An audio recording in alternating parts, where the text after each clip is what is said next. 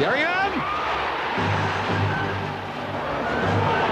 Goal for Arsenal!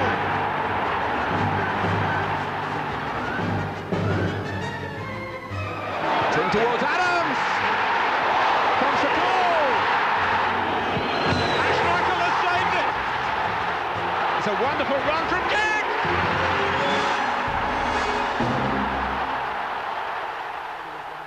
United underlined the fact for most of us, I think, that they were going to win the lot last season. And here we go again, face to face, the two teams that have dominated English football over the last decade. Just as we had at the start of last season, this time around the order's different, of course. United are here as champions, Arsenal as a result of finishing as runners-up last season. We're at Wembley for the 1-to-1 Charity Shield between Arsenal and Manchester United. It's live from Sky Sports, the home of English football, and that is now official. It's real summer holiday weather, but we're not complaining about that. Some of us have been waiting months for this, ever since they took the goalposts down in the schools and on the playing fields last May. We are back, and what a way to start as well. As I said, 1-2 last season, 1-2 the previous season. Will it be the same order this year, or are the champions just watching this afternoon somewhere down the road in West London? Our guest this afternoon is Lou Macari. What do you think, Louis? Same 1, 2, 3 this year? Same order, perhaps? I don't know about the same order, Richard, but definitely the same 1, 2, 3. Which order? That remains to be seen. Plus, maybe Leeds United? Maybe, but for me, they're a bit young. I mean, a promising team, up-and-coming team, but I just look at them and I think not experienced enough to go the whole road. You know, 38 games. It takes a real championship team to be able to go the distance and actually win the championship. I just don't see Leeds as that type of team at the moment. How on earth did Manchester United follow last season? What is there left? Well, they can't follow last season. They're not going to be the FA Cup to start with. So that's a problem in going for the treble, obviously. But last season, I honestly believe it was a one-off. You know, we were at the game at Villa Park. Great save from the goalkeeper. Or they wouldn't have been at Wembley for the cup final. We were in Barcelona together, and I mean, we'd written them off, and all of a sudden, in the last couple of minutes, again after some wonderful saves from Schmeichel to keep them in the game, they went on to win the European Cup. That can't happen again, obviously. You've got to accept that you've had your fair share of luck, you know, to win any competition. And although they were magnificent last season, they did have their fair share of luck, and to expect the same again, or anywhere near the same again, I just don't think it's possible. Because this time last year, United had spent, or were in the throes of spending, some £28 million, but it's been a quiet summer by their standards. Though you mentioned Peter Schmeichel, he has gone now, of course. The replacement on a free under the Bosnian ruling from Aston Villa, Mark Bosnich. Otherwise, the rest of the summer, Alex Ferguson's holiday. Of course, there was a trip to Buckingham Palace to pick up the knighthood. But everything seems to have clicked so easily and so quickly back into gear for them, almost as though they haven't had a holiday. Well, that's, you know, they've been away to Australia in the Far East, and they've had 4 games there, undefeated. Although the opposition wasn't great, I watched all the games, but they were undefeated. New goalkeeper, and it was a big test for him. They scored 7 goals, didn't concede any. No injuries, so they've come back ready to go again for the new season with everyone in place. That's except the captain, Roy Keane, who is in a bit of limbo at the moment. You know, he hasn't signed a contract, which I would imagine would be very worrying for the Man United support. But I'd be quite confident that he would, and you know, wouldn't want to leave Old Trafford. Are there others to come in, do you sense? Mark Wilson, he played out in... Not at the club. That Alex Ferguson might go out to the side? I think we know Alex well enough by now, Richard, that he doesn't rush out and buy players just for the sake of filling in, you know, positions. He makes sure that they are the right player, both what they're going to do for him on the pitch and the character they've got. You know, they don't want any, you know, players like Anelkas, and I wasn't going to mention him, and you told me not to mention him. We'll briefly talk about Anelka, and then that'll be it. Yeah. For the rest of the season, I trust. That's another plus in Alex's favour. He's very good at that. He weighs up their character. I think he investigates them like a private detective before he brings them to Old Trafford. And over the years, there's not been very many problem players at Old Trafford. A bit more movement at Highbury this summer than there has been at Old Trafford. Out has gone Vieira, as we thought. Most predicted that when he joined them midway through last season. Steve Bold, of course, has gone to Sunderland to join their fight to stay in the Premiership, and Remy Gard has retired. Stephen Hughes, of course, on loan at Fulham for 3 months, and that'll become a permanent transfer. In Oleg Luzny, the Ukrainian, Stefan Maltz in the middle there, and Sylvinho. But nobody to replace, should he leave, and I think most expect that now, Anelka up front. Is that the big problem that he has? Well, that'll be a problem for them, obviously. I mean, Beckham, if he's missing at all throughout the season, they don't really have a recognised striker, but Anelka's got to go. I mean, there's no mistake about that. I'm quite sure if you interviewed 100% of the Arsenal supporters, 99% would say get him out the door. I think he seems to have forgotten how he's got where he got. He's got there because of his teammates. He's got there obviously because of his own ability. He's also got there because he's been made welcome at Highbury by the support. The manager's looked after him. But when there comes a chance to get a few quid, all those people... We're all bored rigid with it. I don't think there's any opinion other than that. But what about inside the club? How will Arsenal react to the ongoing saga? Will it bother players? I think it'll bother the real professionals in there because they'll want them out the door. I mean, if you interview Tony Adams today, he would say, get him out the door, he shouldn't be at Arsenal, and good riddance. But and that's the way it should be. There's no room for any players like that, Richard. They can disrupt your club, and again, that's one of the secrets at Old Trafford. There's nobody there. It doesn't happen. And this now is officially an Anelka-free zone. No more mention of the former Nicholas Anelka. We're at Wembley Stadium. It's Arsenal and Manchester United today, live here on Sky Sports 2. And after the break, we'll get all the team news as these two go head-to-head again. We're at Wembley Stadium in glorious, baking hot sunshine. I'm not sure it's football weather, but it's a beautiful day to be standing watching football, and it's just very, very good to have football back. Reminder of the great choice of live sport that we have today across our 3 Sky Sports channels. On one now, it's cricket, Super Cup final between Yorkshire and Gloucestershire. We're live from Wembley here on Sky Sports 2, counting down to the FA Charity Shield between Arsenal and Manchester United. And over on Sky Sports 3 now, it's live Superbikes, round 9 of the World Championship from Brands Hatch. The team news in a moment or so, just getting that sorted out. In the meantime, Arsenal and Manchester United, the start of a brand new season, and we've got the 2 teams that we would want here today as well, haven't we? Well, the games between them last season, Richard, were fantastic. I mean, the semi-final at Villa Park, I think we remarked on the night we hadn't seen a better game for a long, long time. It was end-to-end stuff. There was instants galore. I'm not saying that... I know you left there still unconvinced that they could win the 3, but was that, looking back now, was that the night when you think, well, yeah, then, that really is when we should have all started to believe, as I said, that was the time United could win? Well, that was the first time I believed it. When Schmeichel saved that penalty a minute from the end, and then Ryan Giggs went up the other end and scored the winning goal, I thought, yep, it's going to happen. And if you're a Manchester United fan, the rest, of course, is glorious history. We've got the teams. Here's Nick Collins. Well, Richard, plenty's been said about who's not going to be playing this afternoon. Remember, Arsenal are missing the likes of David Seaman, Dennis Bergkamp, Tony Adams, Mark Overmars, Nicholas Anelka. Of course, United, well, they're without Roy Keane and Ryan Giggs, of course, and Gary Neville, but there's still plenty of talent on view this afternoon, I promise you. Let's take a look at the lineup, starting with Arsenal. And, of course, with David Seaman having that calf injury, Alex Manninger has come into the side. No Tony Adams, of course, so there's a chance then for Gilles Grimaldi in the back 4 for Arsenal. A debut for the Brazilian Sylvinho, £4 million signing during the summer.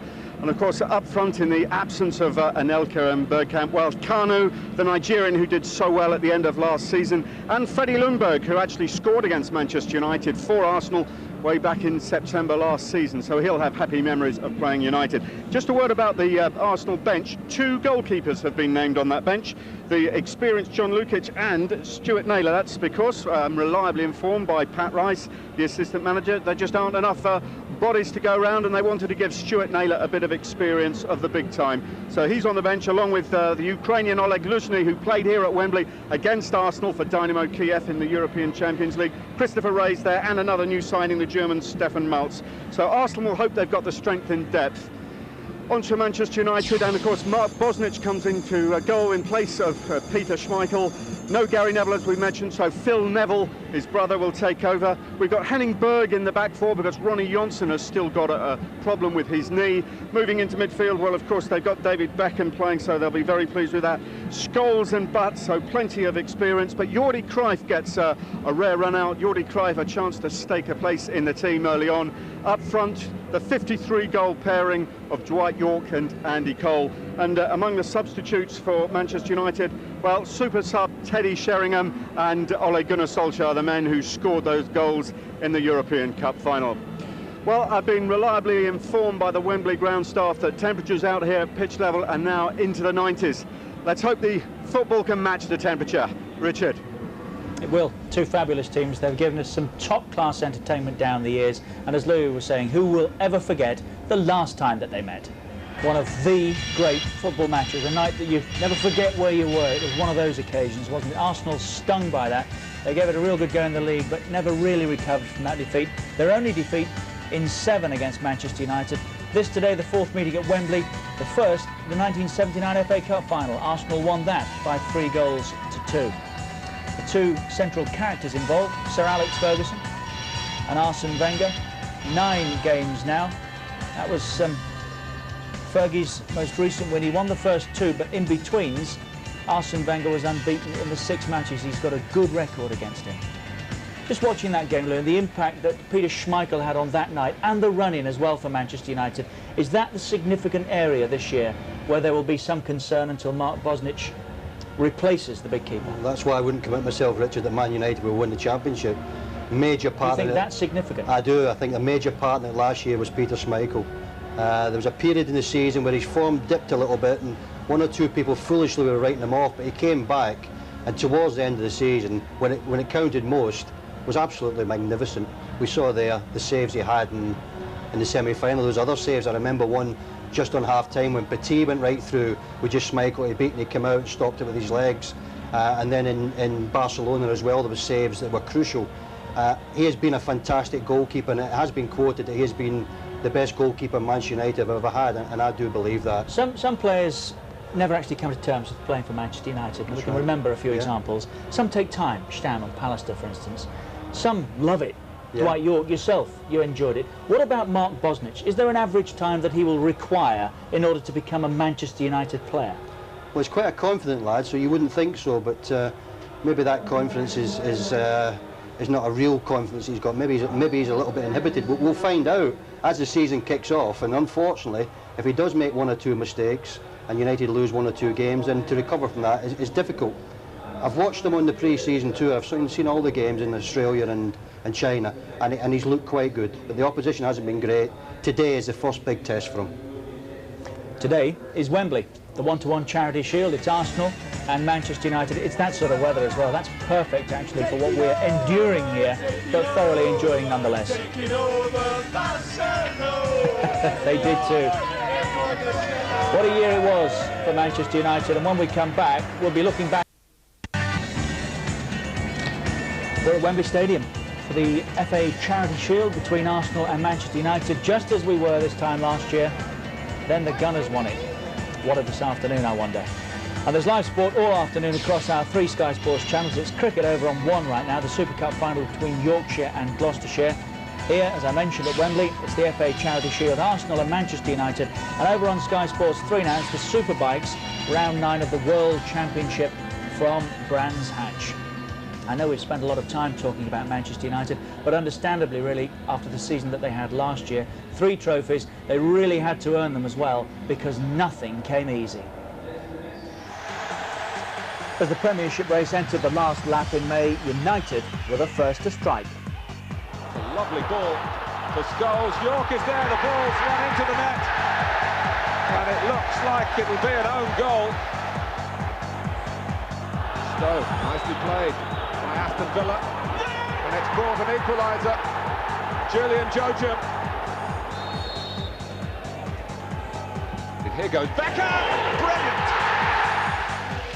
So Arsenal knew that a win was a must when they met Derby County at Highbury on a Super Sunday.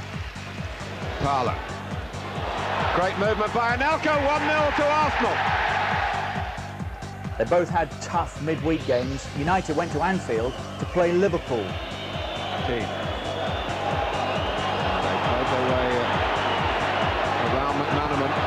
Manchester United beautifully, and it's led to the opening goal from Dwight Yorke.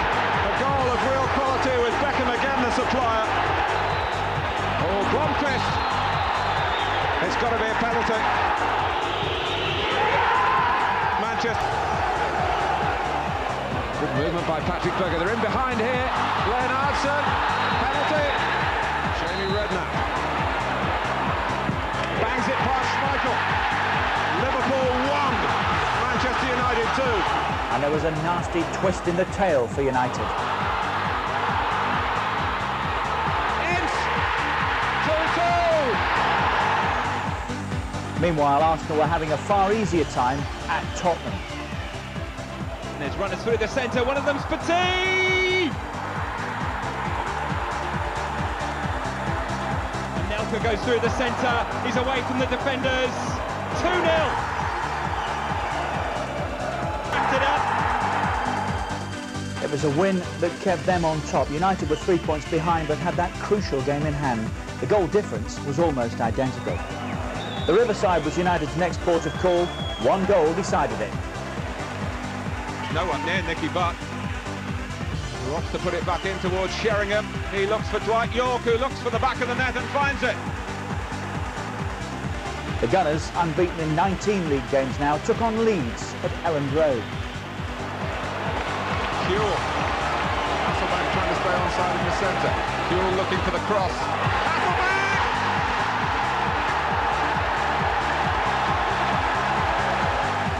So United were in the driving seat when they went to Blackburn the following night. Beckham. Another brilliant cross.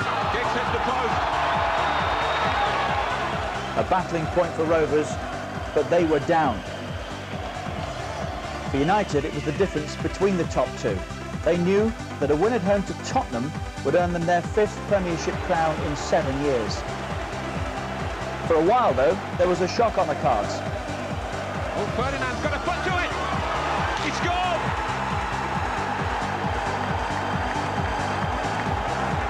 At the same time, the Gunners were throwing everything at Villa, but the breakthrough here wouldn't come. Vieira shot! Fine save by Oakes. At Old Trafford, Spurs finally buckled. Beckham. It's in! Early in the second half, Cole nudged them in front. Oh, it's Andy Cole. Can he get it over Walker? That was bad news at Highbury, where Canu scored, but it was too little, too late. Completely missed. Canu's forced it in! A week later, it was Wembley Stadium. The double was on for a 3rd time. Sheringham. Scholes. For Sheringham!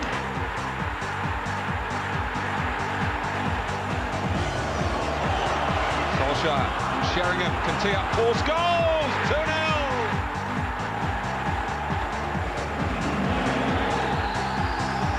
That was 2, and 4 days later, they made it 3.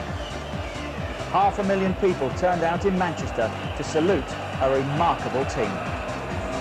63 games in all last season for Alex Ferguson, 12 major trophies now in 9 seasons. The last defeat his team suffered, 1998, December the 19th, at Old Trafford, 3-2 by Middlesbrough. That's 33 games now since that they've gone unbeaten. The pre-season games aside, of course. 34 today would equal a club record set between September 93 and March 94. They have unbeaten this calendar year. Amongst the goals, 128 in all, 53 for Yorke and Cole. They failed to score in only 9 of the 63 matches last season. All that success and no time at all to dwell on it, it seems. It passes really. I mean, once the season's over, you tend to forget about it and you start looking forward again. You know, that's what we are doing here. There's no point in looking back too much. We can all have great recollections of it, and there's many stories about what one person was doing when the final goal was scored in Barcelona, and there are many great stories I've heard about it, and that will go on and on and on, and I think that's wonderful. The memories will always last. It was a fantastic achievement. You could never forget these things. But we have to move on, and we've got a big season ahead. You know, if you look at the tournaments we're going to be involved in, we've got to go to Monaco and play 4 games in 6 days at the start of the season, 3 league games and the Super Cup final in Monaco. Then we've got to go to Tokyo in November, and that's a trip and a half.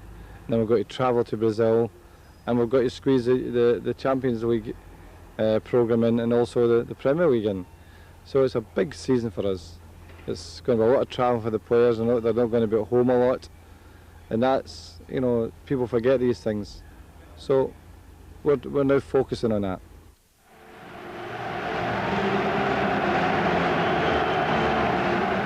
It's always special going to Wembley. People say, you know, the charity shows that really matter. And I say, of course it matters. When you go to Wembley, it does matter. The place makes it an occasion, and occasions you always want to relish.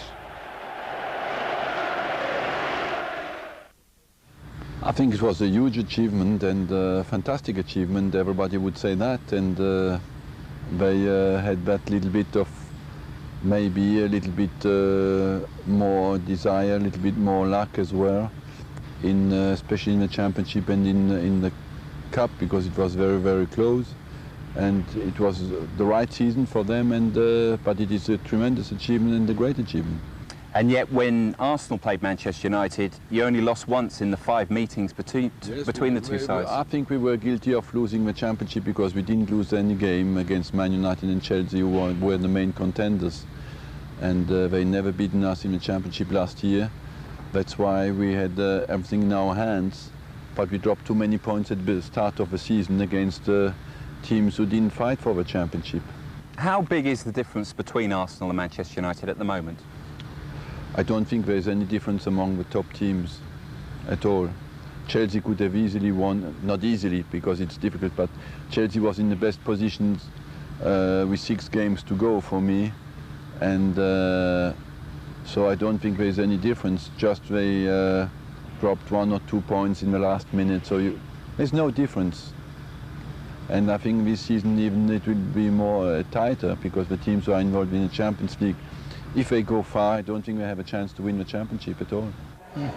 Lou Mackay is with us this afternoon, so Alex Ferguson there talking about the number of challenges that lie ahead for his team.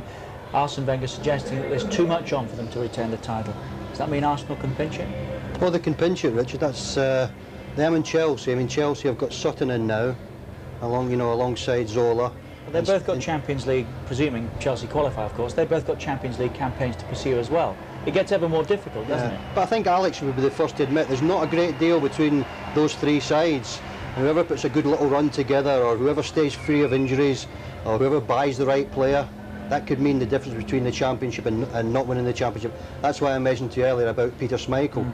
That's my concern with the United. Can Mark Bosnich come in and win the games for them that Peter Schmeichel won? If I gave you a choice now as a United fan, which I know you are, of everything they've got up for grabs, to pick one, what would it be? FA Cup. You'd like to be in the FA Cup, I certainly would. No, the championship.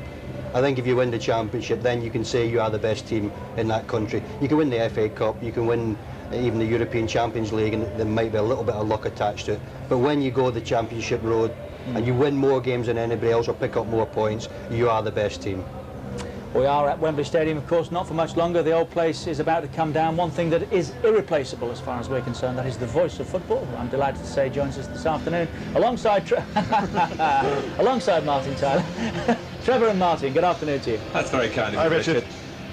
We're going to talk about Nicolas Anelka. Some of you may have had Nicolas Anelka up to here and beyond, but I want to talk to Trevor about it as a managerial situation. Now, you had something similar in your friendly yesterday. Birmingham played Leeds, and yes. Jimmy Floyd Hasselbank has made some demands Anelka-like, and the fans have turned against him, it seems, at Leeds.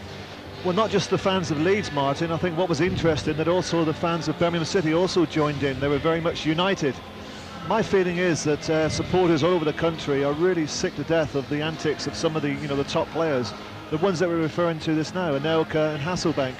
And really what Hasselbank has done is put Leeds in an impossible situation.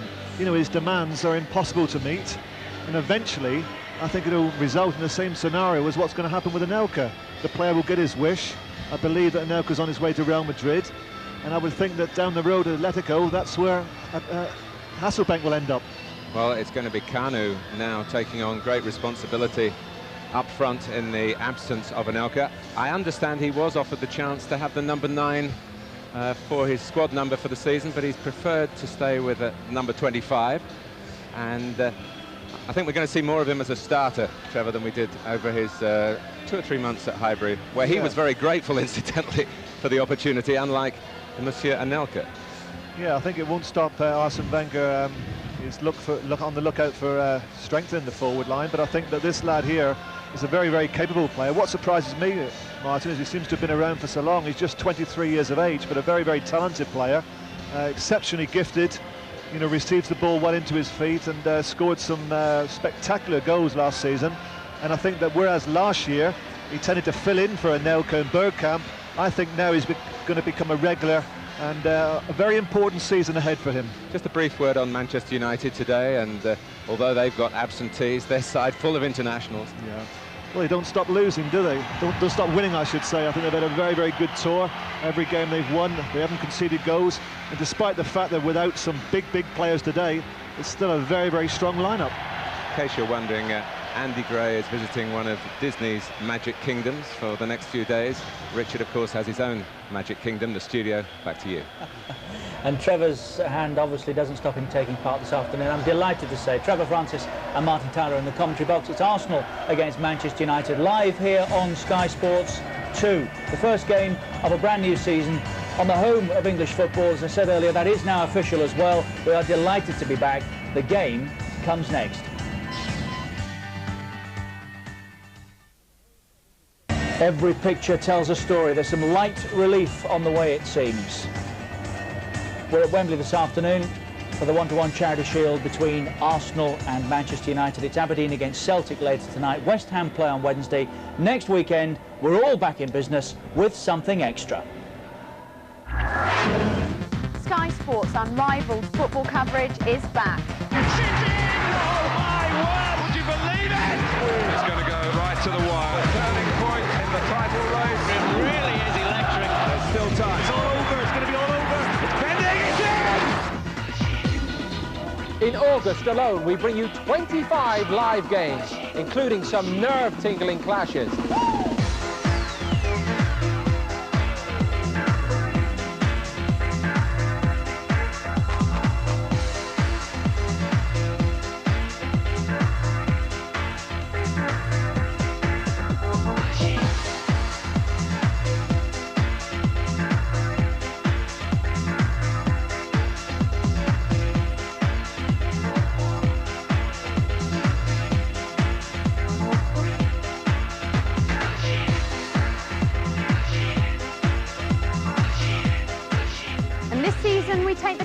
Even further. With a new sports channel, Sky Sports Extra on Sky Digital. It's another first. This new channel brings interactive football to your screens for the very first time. And this time, you call the shots.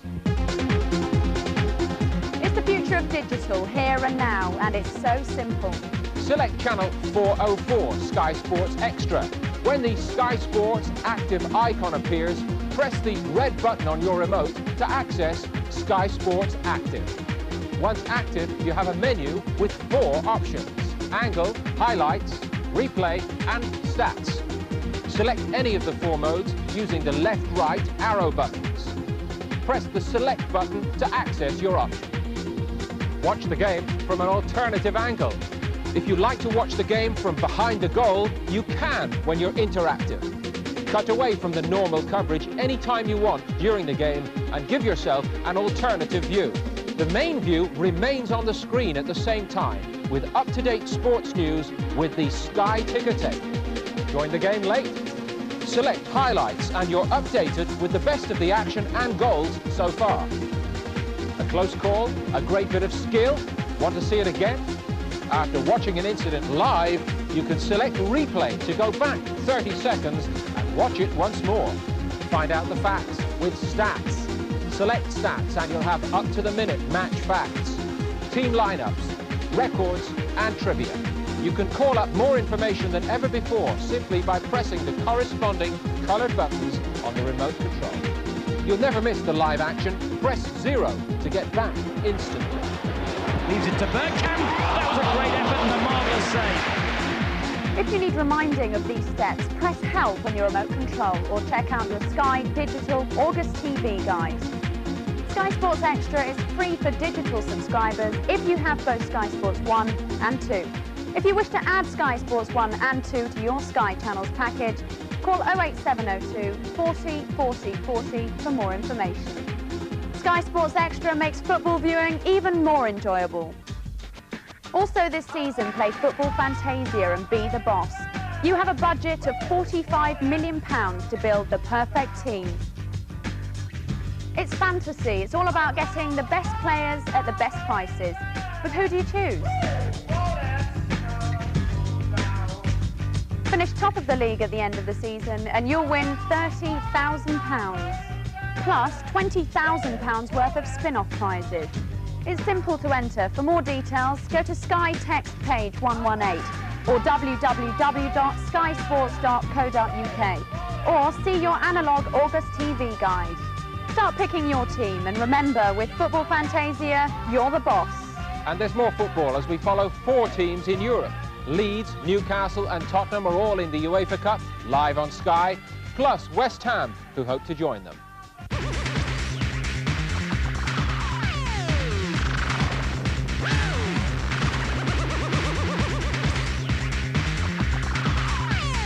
On Sky Sports, Kirsty Gallagher and Paul Dempsey steering us through the latest information.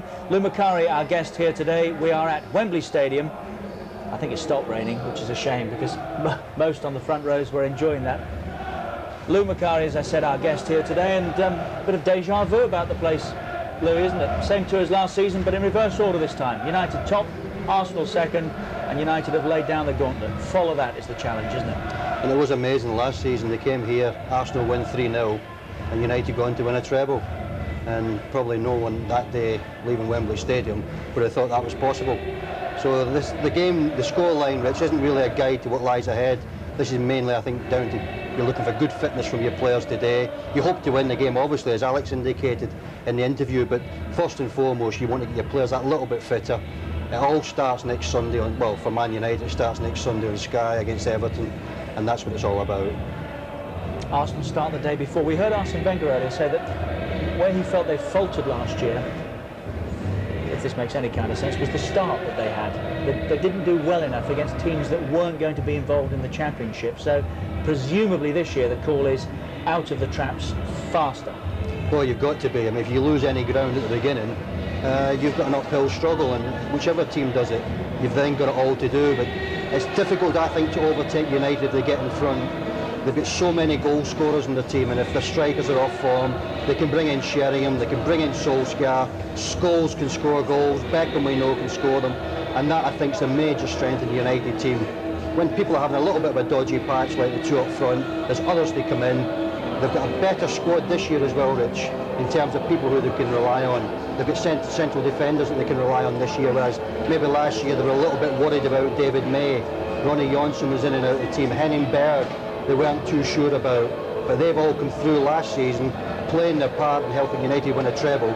I'm quite sure the manager wouldn't hesitate to throw any of those players in. Dennis Irwin captains Manchester United. Nigel Winterburn, I'm delighted to see, one of the old stages at Highbury. Where's the captain's armband? A proud moment for him, and thoroughly deserved as well. No David Seaman today.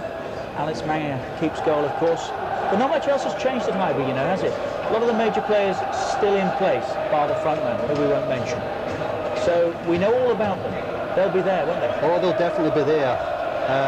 Anyone that writes off Arsenal is a fool, because even if they got off to a bad start, like the manager was indicating last season, they can make up that ground, but it is so difficult. You don't want to lose ground at the start, but this is a good team, Arsenal. They're strong, they're powerful, and they've got players who want to play for Arsenal Football Club, apart from Nicholas and Elka. Fantastic teams that have won the lot over the last decade. Great admiration for each other. I suspect not too much friendship. Well, amongst the front two that are leading them out, Alex Ferguson and Arsene Wenger. Come on, Manu. Andy Cole, the last man.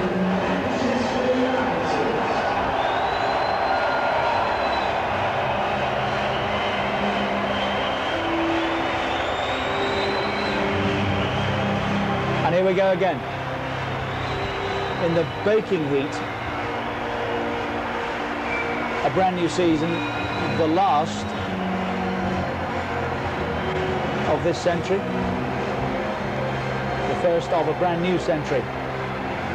That's right up against it, of course, who will be the first champions of a new decade, a new millennium. Mark Bosnich gets a first taste of the sunlight. We haven't seen him at all during the warm-up. I know he's a, what's the word I'm looking for here, Lou? Help me. A character in his own right.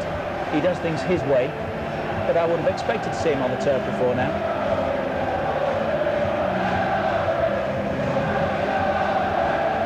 Barely a word exchange look at the front of the line.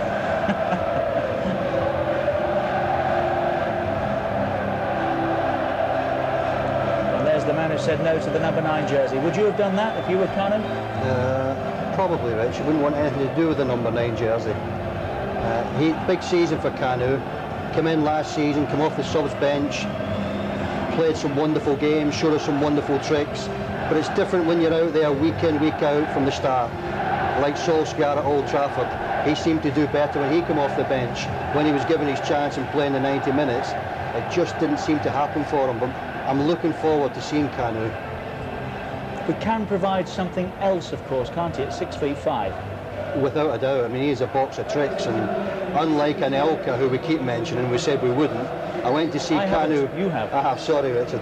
I went to see Kanu one day playing in Arsenal reserves at Boreham Wood, and he played there like we will see him play today. He played, he wanted to play football, he wanted to play for Arsenal, and even though it was at the reserves, and even though it was at Boreham Wood, he gave his all. And as I said, I'm looking forward to seeing the big fella. It's a good sign, isn't it, when they'll do that in the reserves? Some won't play in the reserves these days, will they? Head of the presentation party is Mr. Tim Samples, the managing director of 1 to 1. Mr. Jeff Thompson, newly installed during the summer as chairman of the Football Association, not acting any longer. And David Davis, the executive director of the Football Association. Manchester United unbeaten this calendar year. 3 trophies in the cabinet. And we heard from Sir Alex Ferguson earlier. That's all history. We start again now. It's the first of 7 up for grabs, I think, isn't it? Was 8 with the FA Cup.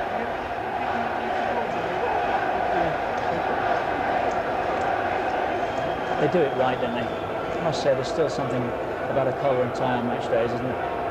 Well, that's Alex. I mean, everything is perfect with Alex, and you don't win the trophies that he's won, Richard, just by having a good team on the pitch. I think people forget that you've got to discipline yourself off the pitch, you've got to look after yourself, and that is something Alex demands. We very seldom see Man United players on the front of a newspaper. I mean, they've just been on a tour of the Far East, Australia, no problems. Any problems with Alex, you're out the door. And the Gunners, like the rest this year, are chasing. Wherever it happens, whenever it happens, we will watch it on Sky Sports. In the Premiership, the FA Cup, the Worthington Cup, in Scotland, in both cup competitions, and of course at international level as well, as England try to qualify for Euro 2000. It's all here on the home of football. And of course there's the UEFA Cup as well. Let's pause for the national anthems. National anthem.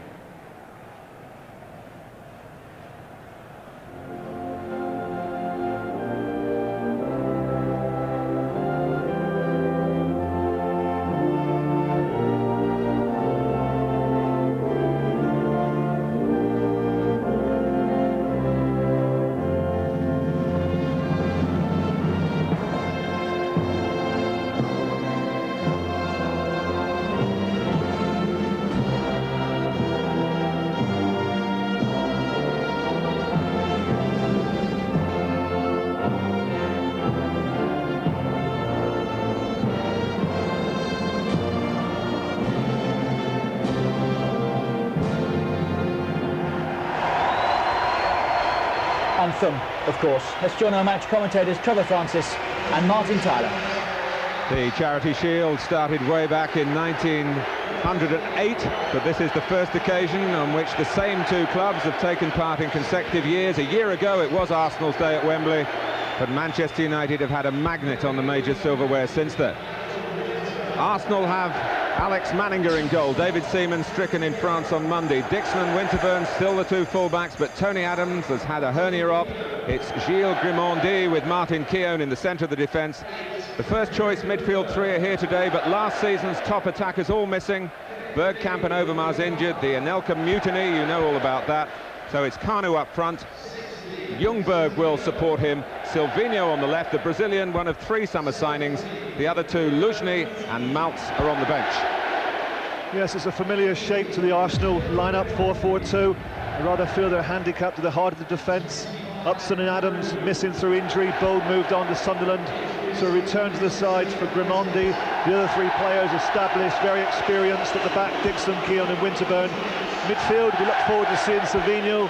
Don't know too much about him, but he'll take his place on the left-hand side. I'm sure he'll do a guarding job on David Beckham. And up front, well, we normally talk about the pace of Anelka, also the pace of Overmars. They haven't got that pace today, but I think in Ljungberg and Canoe, they've got two very, very talented players, but players who I don't think would disturb Manchester United going in behind, but they're very, very talented having the ball to their feet. Manchester United come here without Keane, Gary Neville, Johnson, plus the unfortunate Wes Brown, who seriously damaged the knee in midweek training. We wish him well. Ryan Giggs is almost fully fit, but not wrist today. Jesper Blomqvist also not 100%, so there's a place for Jordi Cruyff, back from his loan to Celta Vigo last season. Their one new signing, a familiar face, and an Old Trafford old boy. It's Mark Bosnich. Well, just like Arsenal, Alex Ferguson prefers the 4-4-2 formation. We've spoken about some of the players who are missing from that lineup, but what doesn't change is the shape, nor for that matter the balance. I think the best way of indicating just how strong Manchester United are is that on the left-hand side they're without Blomqvist and also Ryan Giggs. But it doesn't seem to matter, Martin, because they can bring in Jordi Cruyff, a rare outing for him. And I think that's an indication, the best indication of just how strong they are, that despite that without two international players, they can still call on somebody like Cruyff just to give them that balance that they need to play the 4-4-2 formation. And they brought back Mark Bosnich, 8 years away. He left under something of a cloud. I think there was a problem about a work permit, but the understanding at Manchester United was that if he could solve that, he would come back to Old Trafford. Peter Schmeichel had been installed then. Ron Atkinson played a clever stroke and got Mark Bosnich to Aston Villa, where he has been such a stalwart. But I just wonder, Trevor, the fact that he has played for Manchester United before, 3 games in the old First Division at the start of the decade, would just ease the difficulty of any player coming into a squad and a setup like this. I think this fella here is so confident that he takes it all in his stride. He still spends a lot of time in the Midlands area, and he was talking to somebody I know quite recently, and he's just come back off tour, travelling all over, I think it's China and Australia. What struck him was he couldn't believe the attention that's focused on Manchester United. It was a new experience for him, something that took him a little bit of time to get used to.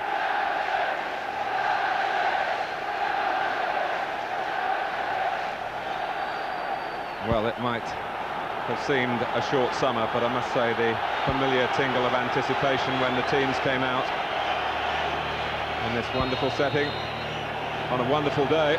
Weather-wise, not so wonderful for the players. That little shower just teased them, really. It's baking hot out there. It's Arsenal in their first choice colours. Manchester United switching to white shirts today. Lee Dixon, Ray Parlour well forward, and a chance to take on Dennis Irwin. The ball deflects off Irwin, and Arsenal have a corner.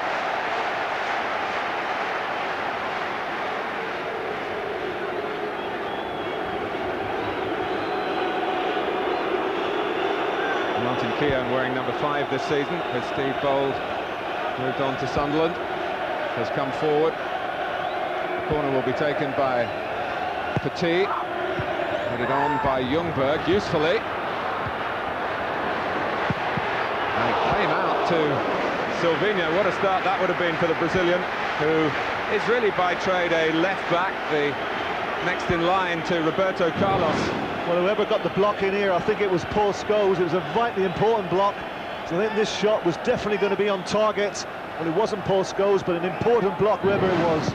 It's another corner, and it's a test for Bosnich, which he wasn't really up to there, although maybe suggestion of a foul. It was Gilles Grimondi, who's not the biggest of the Arsenal players, who came in at the back post. A testing corner for Bosnich from Petit. Yeah, there was no suggestion either, Martin, that Mr. Barber gave a free kick. It's a well-flooded ball from Petit to the far post. Grimondi gets up above Bosnich, and you can see there, the referee just points to goal kick, so certainly no free kick given. Kanu. In went Henning Berg. Nicky Butt coolly forward, if coolly is an appropriate word to use in this climate. Foul by Parler.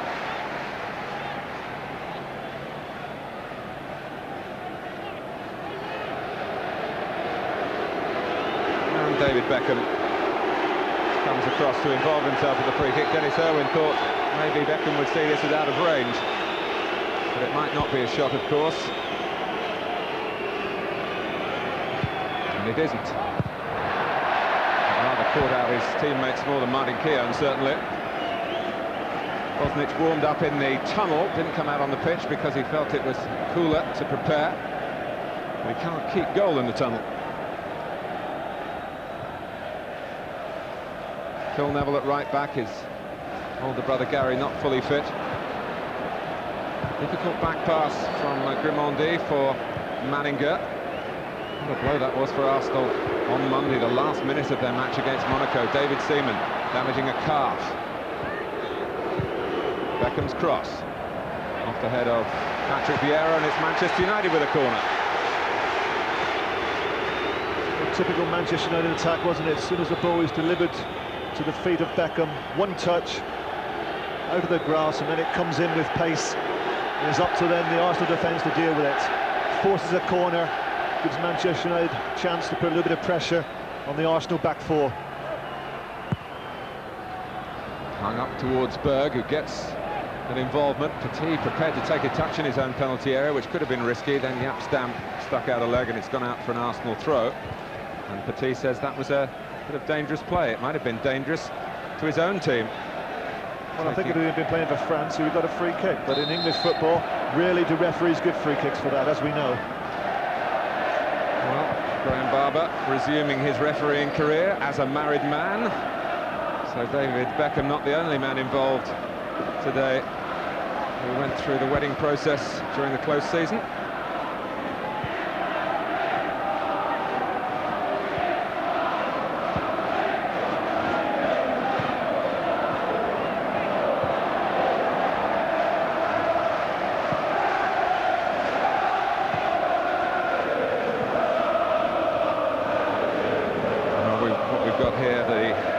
Defending champions, and at the moment the non-defending holders of the FA Cup, against the club that pushed them so hard in both competitions. Vieira, Ljungberg, looking to link up with Sylvinho.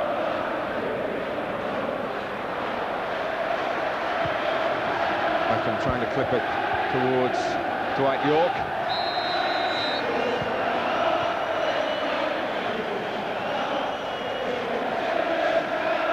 Graham Barber having a word with David Beckham. The free kick has gone Arsenal's way. The referees are going to be very hot this season on foul and abusive language, particularly if it's very clearly aimed at close quarters at the official. Graham Barber did send off Nicky Butt in the league game between these two clubs at Highbury last season. That was for a foul on Vieira.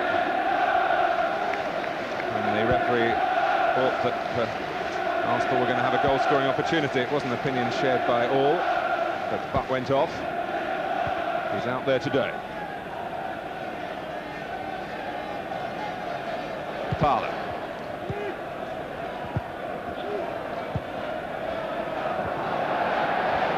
Dennis Irwin not stepping up, but having stayed in that defensive position, dealing with the ball.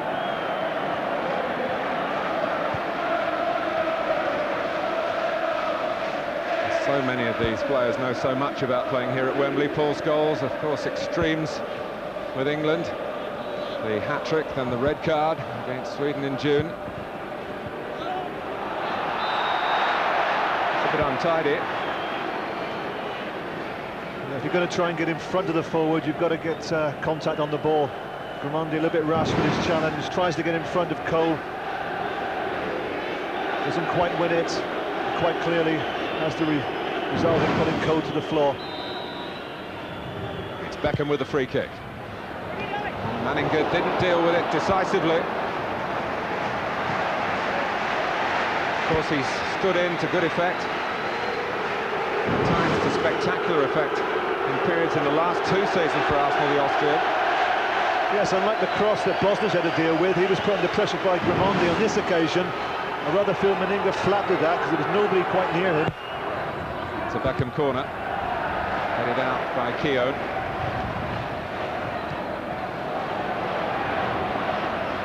Stam. Here's Jordi Cruijff, looking for Dwight Yorke. And the referee was looking for Yorke as well. Yeah, it's quite clearly Yorke. Just a little push in the back of Winterburn, and wasn't fortunate to get away with that. Mr. Barber saw that quite clearly.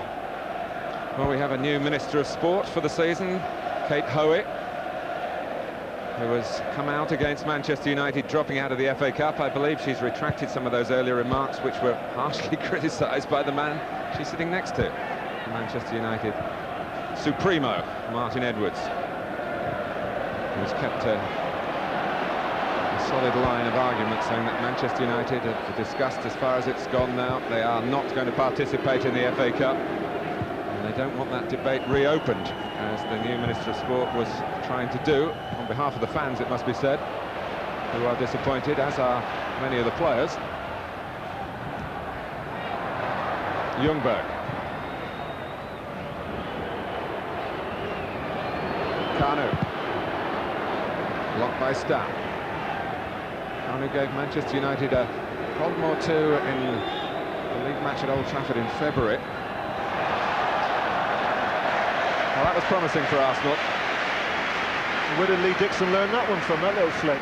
Perhaps from Canu. It was the first touch of the ball Canu had in this game, was a little flick like this, and this could have been a lovely little 1-2. Great invention from Dixon, just slightly overplayed. Looks younger with each passing year, the 35-year-old. He's got competition, of course, now with Oleg Luzhny, the galloping Ukrainian. Been such a star of Dynamo Kiev's contributions in Europe.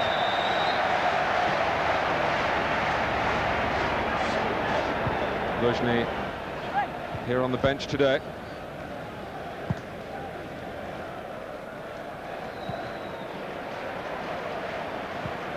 Sylvinho, back goes Scholes. Well, that's the second time now that they've been able to hit Sylvinho. Probably because he's taken up such a wide position there, Martin, giving them plenty of width on the left-hand side. The first one was hit by Gramondi, the second time by Vieira, two excellent crossfield balls. He's not yet played for Brazil in a full international, Sylvinho. He's been in the squad half a dozen times. He takes this corner, and the referee seeing some bumping and barging in there. Bosnich had got it in any case and could have kept the game flowing. Well, sweltering down at touchline level is our reporter Nick Collins. Nick. Martin, it's 96 degrees where we're actually sitting, but a few feet away on the pitch, apparently it's 103. We've just had the Wembley ground staff with the temperature gauge telling us that. I'm sure it's nice and cool up in your gantry, and it's just started to rain. Thanks, Nick. It's going to be a big test of stamina. The respective managers have the option of using 5 substitutes from 7 named.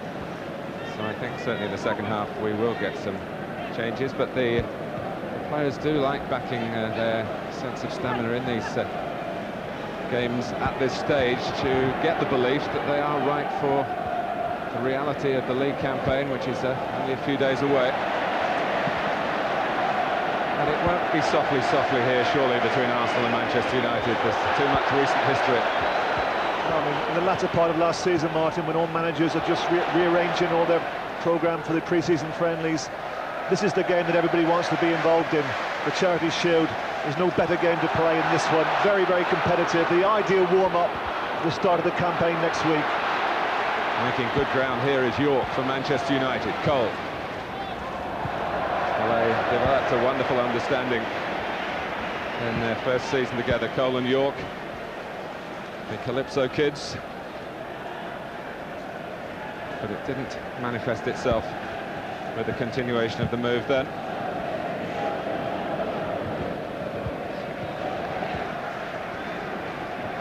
The limp for Freddie Ljungberg, who came off against St Etienne last weekend, didn't play against Monaco on Monday. And he's the makeshift attacker. Out Bergkamp injured, without Anelka, hopefully from Arsenal's point of view, I think on his way to Real Madrid, which is where he was demanding to be transferred to in the first place. Something around £23 million would be, I think, reasonable compensation under circumstances. David Beckham, who came off at Wembley in June with a hamstring against England, is getting a bit of touchline treatment as well around the back area. The new physio, incidentally, Manchester United, or an upgraded physio. Rob Swire has taken over from David Fever, who's moved on to Blackburn. Steve McLaren, who came in mid-season, will probably give him a few words of advice. We'll keep on doing what Alex Ferguson says and everything will be okay. Carney with another of those flicks. Parlour wants a free kick, not going to get one. And now the rain is really coming down. Very much a tropical scenario in northwest London. And it's not something that coaches actually coach, flicking a ball like that, but I think when you do it as successfully as Canoe does, and it always seems to reach its destination, I think it should be encouraged. Scholes just nudging it to Philip Neville. Yorke didn't finish the season particularly prolifically, but of course 29 goals over the campaign. His best ever, and a wonderful reward for Manchester United's investment in the transfer market. It's another little cameo of the fact that this is a contest and not just a showpiece occasion.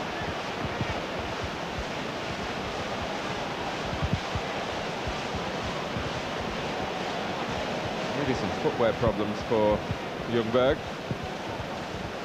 Harry Lewin helped there by the kit man, Vic Akers.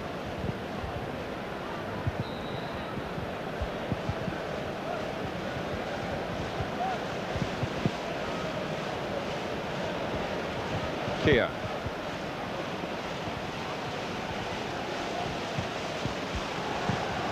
It's a rather nervy kick by Manninger. Yeah, but it's not the type of back pass, Martin, a goalkeeper's going to relish, especially in these conditions. All of a sudden now, with the rain coming down, the pitch is going to get a little bit slippery. It's the second one, actually, that Grimondi's tested him with. First one was a bouncing ball, this one more firmly hit. So I think that's the big question mark for Arsenal at the moment. Then matches in France, they didn't defend very well as a unit. They now have to start the season. David Seaman will not be ready for the big kick-off in the Premiership, so Alex Manninger will have that responsibility. Steve Bold, who hadn't been the first choice for a year or so, he's not available now. They've chosen to, and I think it's a great recognition, credit to Arsenal, to allow Steve Bold to move to where he had the chance to play regularly in the Premiership with Sunderland. But that might come to haunt them as well. Remember, they only conceded 17 goals in 38 league games last season. On the other hand, Manchester United were the leading scorers in the league in regaining the lead. As we said at the time, paradise regained for Manchester United. They were burning really with disappointment that they'd allowed Arsenal to take the 2 crowns. Plus, of course, the Charity Shield, in rather, as Alex Ferguson said at the time, humiliating circumstances here a year ago. But if 98 belonged to Arsenal, 99 certainly belongs to Manchester United, and football's latest night has his first day back on the bench. Didn't go to Australia and the Far East, and an appointment with Her Majesty.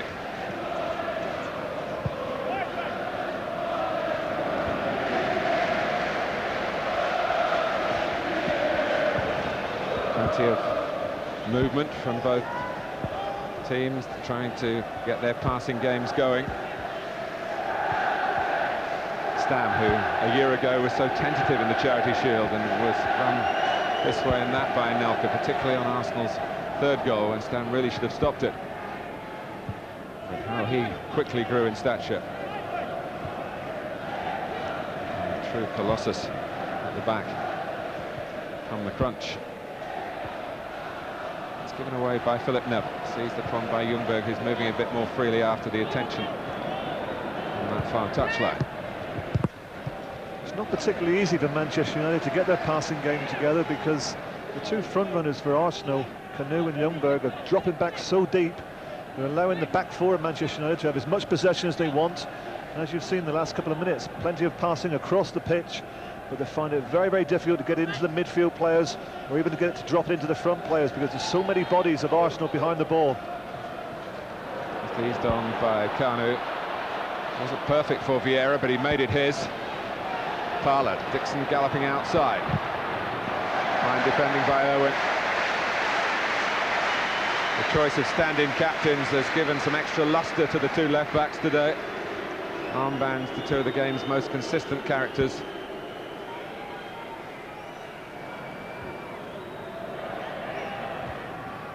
Parlour, no one quite sure where it was going to drop except Jordi Cruyff. Steered forward well by Irwin. Cole having problems with the bounce. Petit with a little private game with Vieira, which goes on.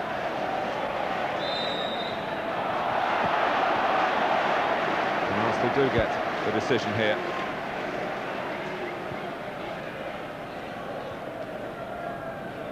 Wembley, very much the second home for these two clubs. Arsenal's alternative ground for their Champions League matches, of course.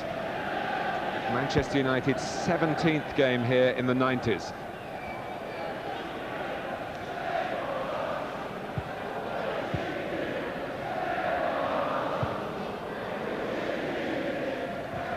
Parlour squeezing it back to Dixon across his first time. And Raimondi again making a nuisance of himself. Graham Barber's pointed for a corner. Well, my first thoughts were that it wasn't a corner. We'll see clearly here as Dixon crosses this. And obviously, Mr. Barber thinks it comes off the head of Phil Neville quite clearly. Bosnich takes the ball over the goal line. So if he feels it came off the head of Neville, he's quite right. And here is the corner. And Manchester United look back and wonder how they quite got away with that. Back by Parlour. And they might be looking again, the Manchester United defenders. First the corner, then the second ball back in. And it's the treble winners of last season who looked less than convincing. Well, you don't get many better balls than this. Absolutely perfect this from Ray Parlour. Just in that corridor between the defence and the keeper. Bosnich can't possibly come for it. There's no United player who tries to defend it, and really Ljungberg possibly should have scored. Keown breaks away to Jordi Cruyff, who has the name Jordi back on his shirt again. He chopped and changed in that respect.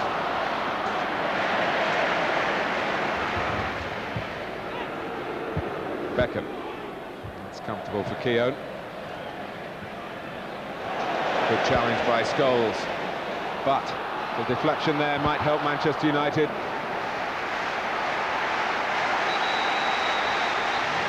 Well, I think Beckham's going to go in the book, Martin. Something he said to the referee. He was very annoyed about a decision that he felt should have been given to Manchester United, and Mr. Barber has taken real exception to his comments.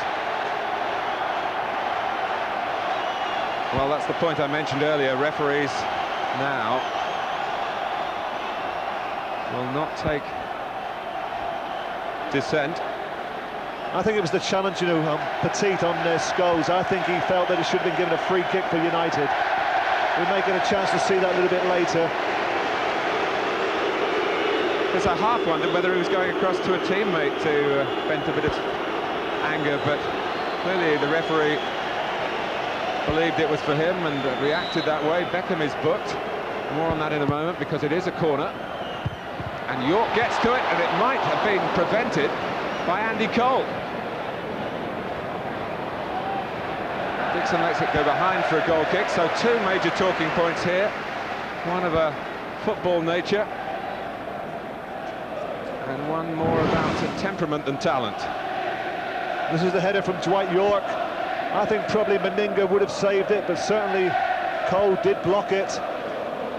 And that's the one I think that Beckham was annoyed about. He felt that was a foul by Petit on Scholes. But Manchester United kept going forward and got the corner, and if it was straightforward dissent, maybe we'll try and get another line on it for you at half-time.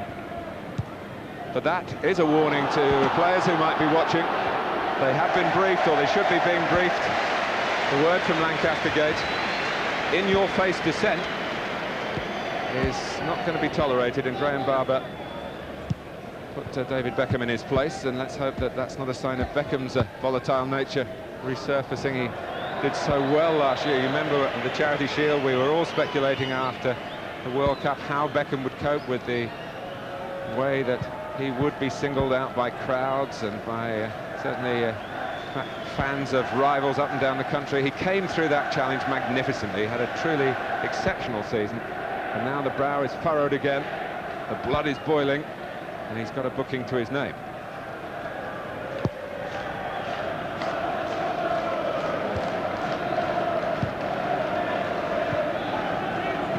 And here's Lee Dixon.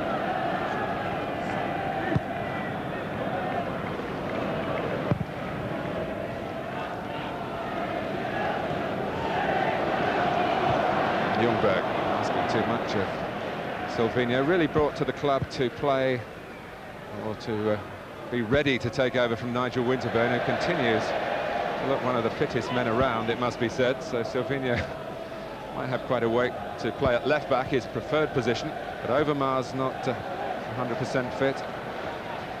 And Bergkamp, I think, is closer to being ready for the start of the season. But here's Andy Cole.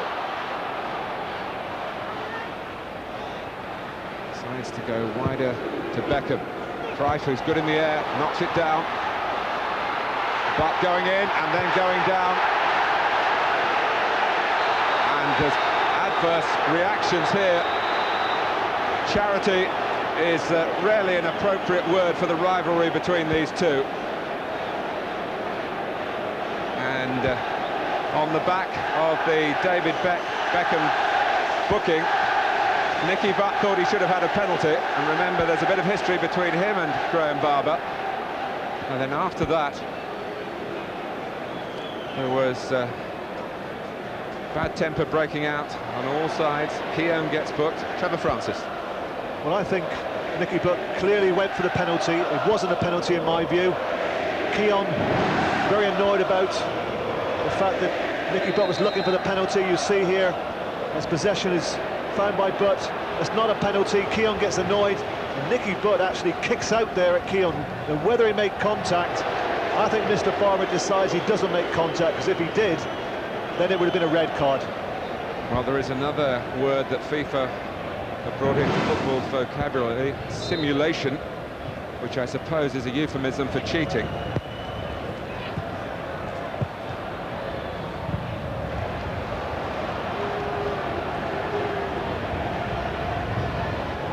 Stam.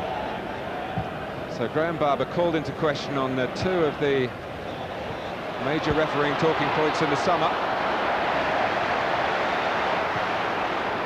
Here is Butt. Flicked by Yorke. Cole lined up for the shot, beaten out by Manninger. Best shot of the game so far came from Andy Cole. Here's Jordi Cruyff, teasing ball for the goalkeeper. And the whistle has gone. Manninger flexes the shoulder. Great strike, wasn't it, by Andy Cole? It wasn't particularly good defending, but Cole was quick to realise they had a little bit of space. Defender should have gone tighter. Grimondi backed off. Great shot and a brilliant reflex save from Manninger.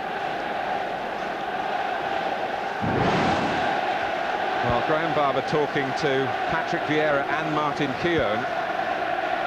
Well, Vieira was involved in that earlier episode as well. Keown was the one who went to Nicky Butt when the referee could have sorted it out. Both players, Butt and Keown, were running a serious risk of being red carded. There's no doubt about that. I was going to say, Mike, what we didn't mention Chase for Yorke was the fact that the ball from Beckham to the far post was a brilliant delivery. Manchester United had a 2-on-1 situation at the back post. Great delivery to the head of Jordi Cruyff. And what surprised me was that Cruyff didn't head for goal. Well, it's another opportunity. Amazingly enough, it's his 4th Charity Shield, and you find it hard to think of 4 Premiership games that he's played in. I know he has played in more than that. And he seems to be around at the start, but not always for very much longer. He changes his name. One thing he might change is the number, which rather reminds of his father, which is a legacy that, of course, does haunt him a little bit. And now he's going to be booked for that rash challenge as the temperature again rises on this sweltering day, as far as the rivalry between Manchester United and Arsenal. I think what we need, Martin, is a little drop of rain again just to cool these players. Buckets of ice. Because what we don't want is a man dismissed. So Vieira takes the free kick for Arsenal. Winterburn, offside against Ray Parlour. So less than half an hour into the latest match-up between Arsenal and Manchester United. Graham Barber, an extremely busy referee.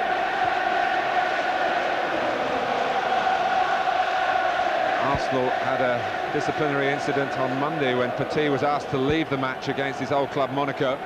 Won't go down as a sending off. The substitute was allowed to come on, but that was just before half-time. A player who was sent off 3 times last season. But it is easier and easier to get yourself into trouble in football these days, and players have just got to be mindful of that. Cross by Butt, for which he apologises. Yeah, the run, I have to say, was far better than the cross. He just ran loose, and Vieira just watched him, didn't bother to track him down. Just in dealing with the issue of simulation and going to ground, of course, the referees have to pay regard for the fact that it might not be a dive, it might not be a trip, it might just be a stumble. There are all sorts of other issues. Can't automatically be a penalty or a yellow card. Is Andy Cole. Well played, Manninger, but at what price? He needs some attention.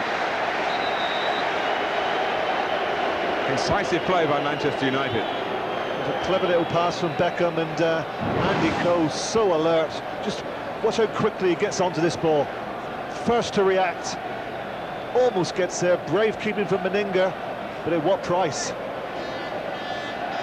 Well, strangely, Arsenal have got 2 substitute goalkeepers today.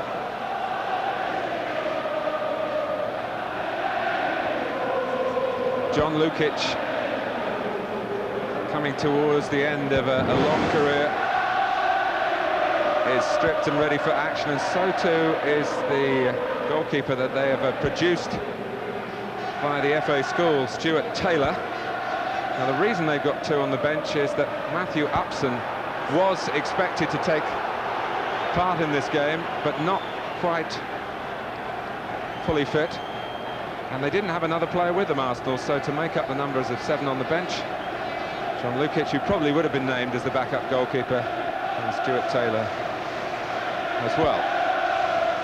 Well, no doubt Manninger suffering a lot of pain, but the other 21 players are quite pleased that he's down on the floor getting a little bit of attention, because he's given them the opportunity to get the water bottles on. They're a much needed drink because it's so hot out there. And it's moments like this that give the players a chance to refresh. And for David Beckham to get another look at that sore back.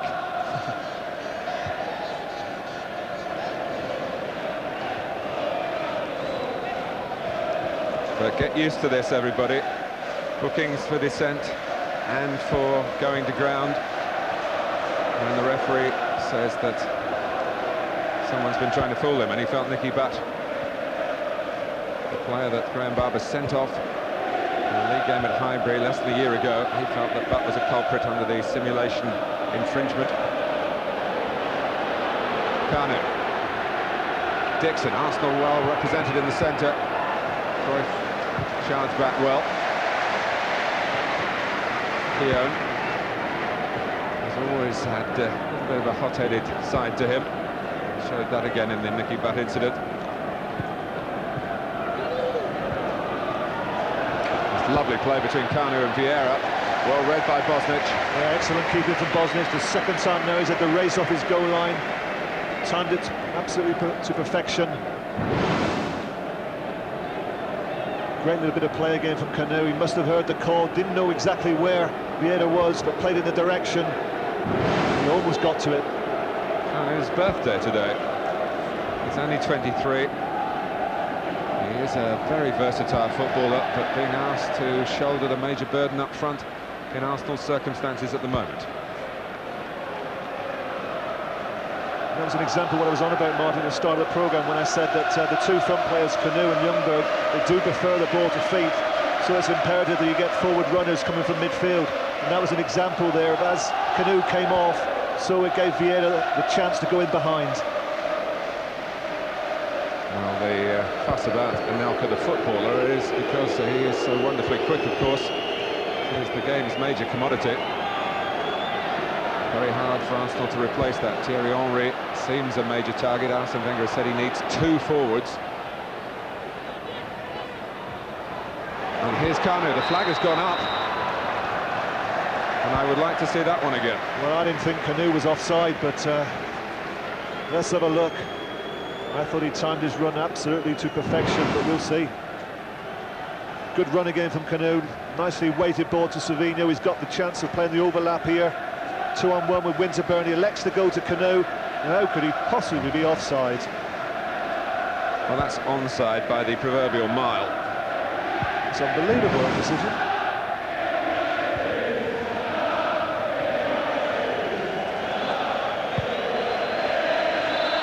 That might have been offside against Beckham, rather than Andy Cole going through the centre. Quick moment to tell you that, of course, the league football has started in Scotland. John Barnes makes his debut as coach of Celtic. You'll see that their match at Aberdeen tonight at 6, Sky Sports 3. And we're on the Intertoto trail with West Ham in Holland against Heerenveen. Wednesday at 6:30. That's one to certainly keep an eye on. West Ham take out a 1-0 lead, trying to qualify for a place in the UEFA Cup. Sky Sports 3 again.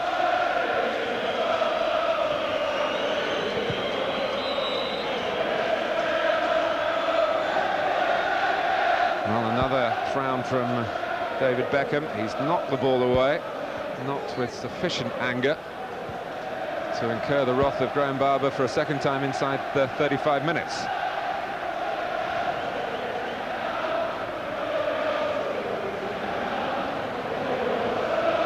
Yorke. Beckham. Cole steers it back to Butt. Has to go to the right. There wasn't too much to the other side for Manchester United. Yorke. Beckham. Butt. Cole and Lee Dixon filling into the centre, as fullbacks have to do in those circumstances. Was the right man in the right place at the right time. Back come Manchester United again.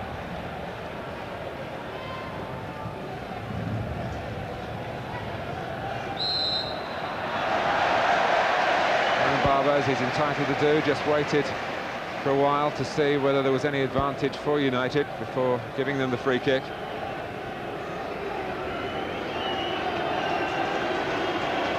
It was an identical position to what Beckham had in the first minute, the free kick. On that occasion, he decided that he was going to try and play it into feet. We're now, what, 35 minutes into the game, fully warmed up. I'd imagine he'll have a shot. He does. A terrific shot! Was it over the line? There's no flag. Was it over the line there? It's a goal, second time around for Dwight Yorke. But when we look at it again, Beckham might have some claim to it. Yeah, I thought it was in from here.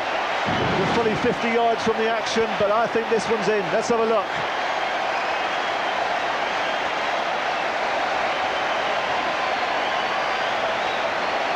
Dwight Yorke, like a good striker, making sure, but via the underside of a Wembley crossbar, down and in. That's from David Beckham. And when you look at this, Martin, if you want to be real cruel, you could say that's an own goal, because that is, well, it's very, very poor goalkeeping. He actually tries to keep this out, Manninger, with his wrong hand, his wrong arm, I should say. He goes with his right, when surely the left would have been far easier to keep that out. But I hope that goes down as a David Beckham goal, because that's a brilliant free kick, one of his trademarks. but that's poor keeping. Well, Manchester United lead Arsenal in the Charity Shield by 1-0.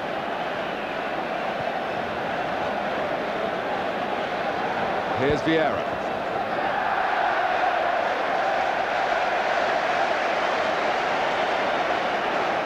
Well, I'm not so sure, Martin, to go down for Beckham, because I don't think the referee had given it, nor the linesman.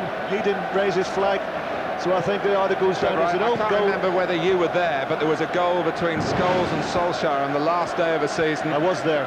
And it was clearly over the line for one, and it was given to the other. But, Dwight Yorke will want to have this as the striker, of course. There's a brilliant effort at goal by Beckham. I'll tell you who doesn't want it, is Manninger. No, well, I don't think that will... He, as you rightly emphasised, did help it on its way, but goalkeepers have done that plenty of times to some goals of yours down the years, I would think. We're not going to go back through the video archives and take some away from you, Trevor. No, but that's an interesting point, you know, because the referee and the linesman didn't give it, so right. it really can't go down for David Beckham, which is unfair, but that's the way it is. Well, if in your mind it should be a Beckham goal, I'm sure there'll be plenty of David Beckham fans who will take up the cudgels for that particular debate. But we'll talk to all concerned at half-time, which is some 7 minutes away, and Beckham involved in plenty on his return to fitness. And remember, he didn't go to Australia. He was recovering from a hamstring injury at the time that he walked down the aisle, I suppose. If indeed there was a walk down the aisle. I haven't seen the photos. But he wasn't fit to go off to Australia and China. Martin, he's certainly back in business here. As you were talking there, he was certainly in business, kicking Sylvinho right in front of the referee's eyes. He left his foot in, and he's got to be ever so careful. Stan wasn't too careful there. Ljungberg, who played so well here for Sweden against England in June, the day Beckham did get injured. Well, Beckham's only got himself to be angry with that mistake. Scholes.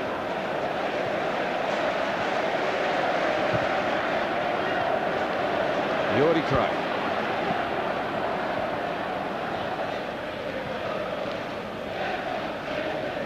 Scholes. Solid challenge by Vieira on Butt. Got two with him, one either side. Patrick Vieira goes left to Ljungberg. Back post is on for Parler. It's been spotted. Oh, and Ray Parler comes up with an air shot.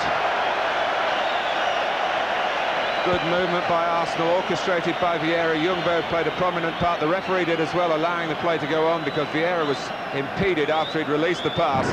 But Parler couldn't round it off. Great vision this from Ljungberg. He saw exactly what I did. Far easier up here, of course. Down on the pitch, much more difficult. But look at the space Parler finds himself in.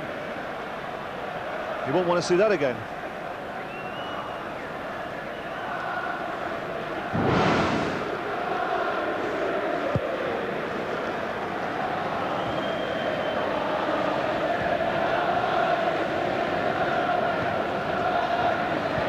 Beckham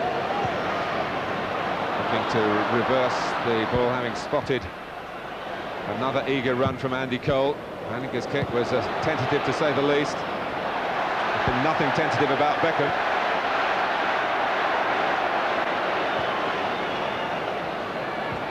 Kanu. Now Ljungberg has been able to run in behind Manchester United here, but he's lacking support.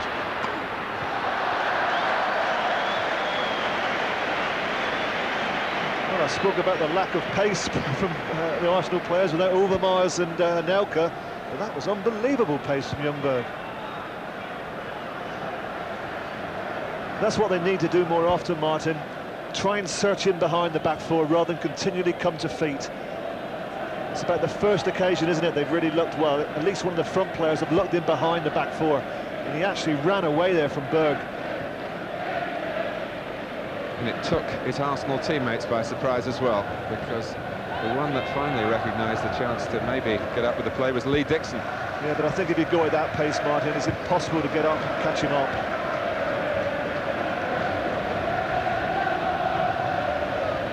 And this this of all days.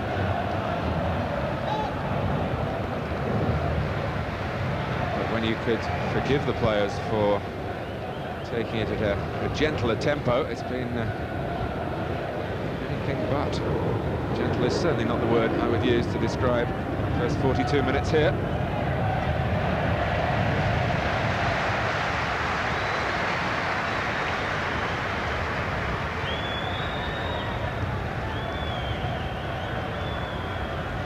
Well, that was a warning, wasn't it, to Manchester United, that you can't leave Ljungberg one-on-one against Berg. I think it'd be slightly different if it was one-on-one against Stam.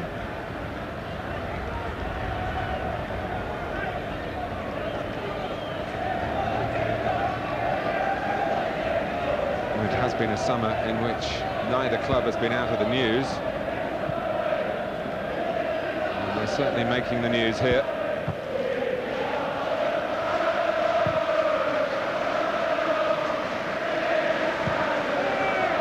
Scholes. Just enough on it to get to Yorke. Foul by Vieira. Petit was taken out by a little bit more momentum on the ball than he expected. But Beckham. That's a cross with wonderful vision, as was his free kick as well. Trevor. Well, this is the free kick again, absolutely brilliant. No doubt in my mind, that ball is clearly over the line. So disappointed that the referee and the linesman can't spot it. You can see where the referee is, and he doesn't react at all. But you can't blame the referee, Martin. The linesman's got to give that. What a pity. Would have been one of the great goals of Wembley. One or two free kicks we've seen over the years, Gascoigne, Chris Watto in important FA Cup semi-finals, and that would have been another great goal. Ljungberg. Shouldn't Beckham like vision to give Beckham a problem? But he responds to that problem with some fine defending against Winterburn. Little touch from Cole to Yorke. They got the better of Keown between them. He's going to wait for support from Beckham. Clever hold-up play from Cole. I should say Yorke. Just held off the play there so he could be picked out. It just shows sometimes you can make yourself available by simply standing still. And Beckham was good enough to see that the player who was just holding away from the play was the better option, and Jordi Cruyff let fly.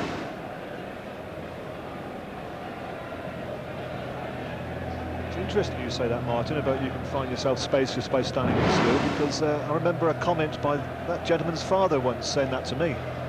The great Johan Cruyff came to watch me on one occasion and said, occasionally, just stand still. Don't continually keep running, just stand still. A tip I got from Ron Greenwood. And was he watching you play? Well, he did watch me play because I played with his son, but it wasn't in those circumstances. But it was while he was manager of West Ham, and I've never forgotten it.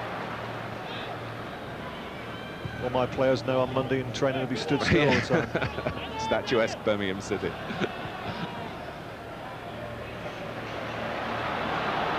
Here's Kanu, not standing still. Arsenal a goal down. Kanu's pass for a rampaging Ray Parlour. Petit's in the centre. Ljungberg is there. Ljungberg maybe slightly unsighted by Petit's jump. Decent angle for the cross. Well, he's put in 2 or 3 brilliant crosses, Ray Parlour, and really deserves better than that. A good centre forward. Absolutely classic ball, straight onto his head. Ljungberg doesn't really have to move.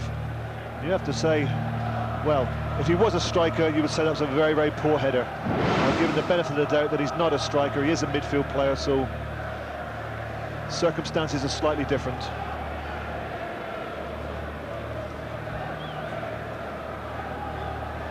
Manchester United have won the Charity Shield more than any other club, 10 times outright. They will have a decision today. If it's level after 90 minutes, it will be a penalty shootout. Had a couple here, Manchester United in Charity Shields in the 90s, one against Arsenal in 93. And Peter Schmeichel saved from David Seaman in the shootout. Sylvinho. It's nicely played. Ljungberg. Winterburn. A bit obvious particularly to Jaap Stam. Yeah, it was all too tight, wasn't it? He needed to come out of there, change the play. Well, it's the half-time that we reach after a first half that's had the best and almost the worst of David Beckham, really, in losing his temper with Graham Barber and then producing a wonderful free kick, which laid claim from his point of view to a goal for him, but the referee clearly did not give it to him. Dwight Yorke followed it up, and Manninger desperately trying to regain some dignity, flailed and had a touch as it went into the net. Yorke will certainly be claiming it. Alex Ferguson has celebrated it. And the players can cool off in more ways than one during the half-time break. We've reached it. Arsenal 0, Manchester United 1.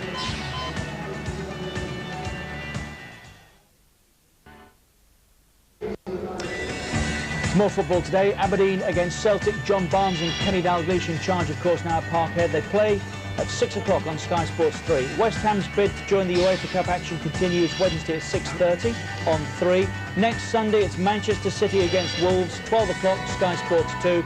Super Sunday takes us to Goodison.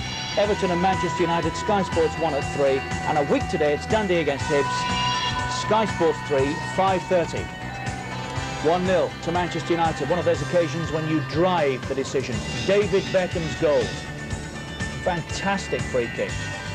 And that's what separates the teams right now. 5 players booked already, amongst them, of course, David Beckham. It has been anything but friendly. It has been very entertaining. First blood in the new season to Manchester United. Lou Macari's with us this afternoon. It's actually been very good, Louis, hasn't it? Very good, Richard. 22 committed players. And that's why the Championship, I feel, will go to one of those two clubs. The commitment out there is second to nothing. They want to win. It's a charity shield, first game, but both sets of players want to win. And right from almost the off, we've seen the new Brazilian lad, Sylvinho. You mentioned the keeper at the start as well. It's a big area, you said, where Manchester United have got to adapt this season. Signs here of getting to know each other. And he didn't look too confident, Mark Bosnich. Well, he didn't seem confident enough to come for these crosses. And here was another cross into the middle, and Freddie Ljungberg at the back post really should have done better.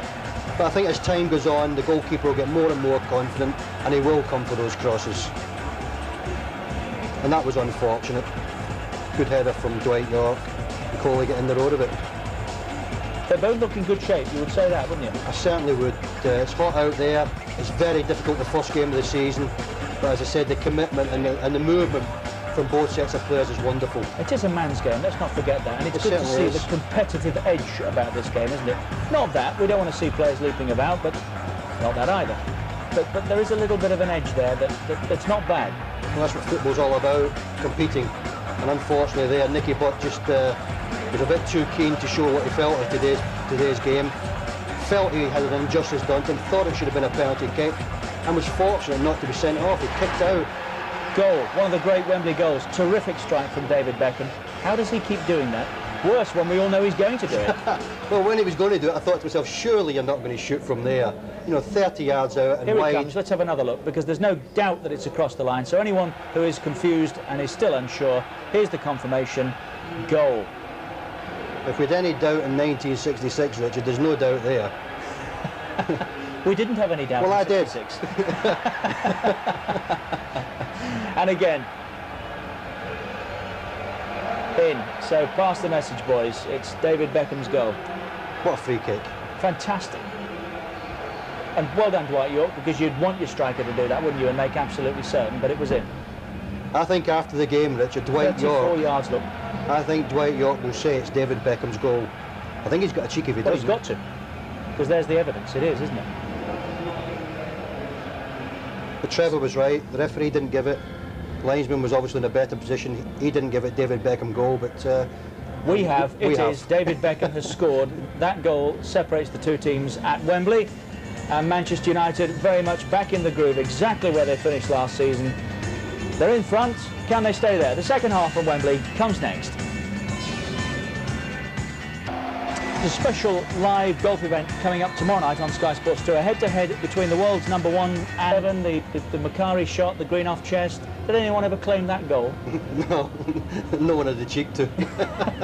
I'm sure David Beckham won the FA Cup, but That's all we were interested in, Richard. Winning the FA Cup. We'd lost it the year before. It was losers' medal in the draw. Got the steps there to collect the winner's medal, and that's all that mattered.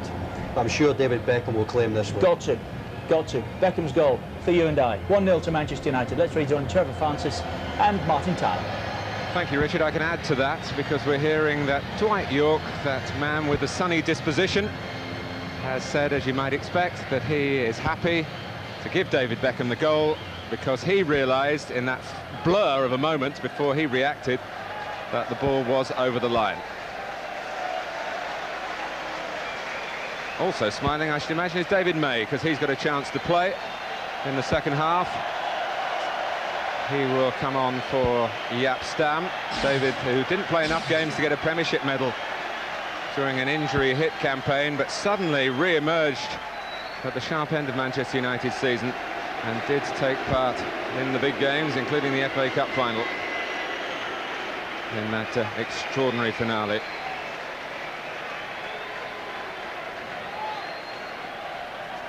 Mike Ferguson talked about humiliation in the Charity Shield last season. Well, you don't feel humiliated if you lose a pre-season friendly, which is sometimes the way this match is portrayed. He and Arsene Wenger, although they showed a nice touch together, shaking hands, arm around each other in the tunnel before the teams came out, have resumed what is a very fierce rivalry. We can also confirm to you that Patrick Vieira was booked in the aftermath of the complaints about Nicky Butt going to ground and Martin Keown's hot-headed reaction. Well, Vieira, not for the first time and I'm sure not for the last time, was in the thick of the fray when he might have been better advised counting to 10 first.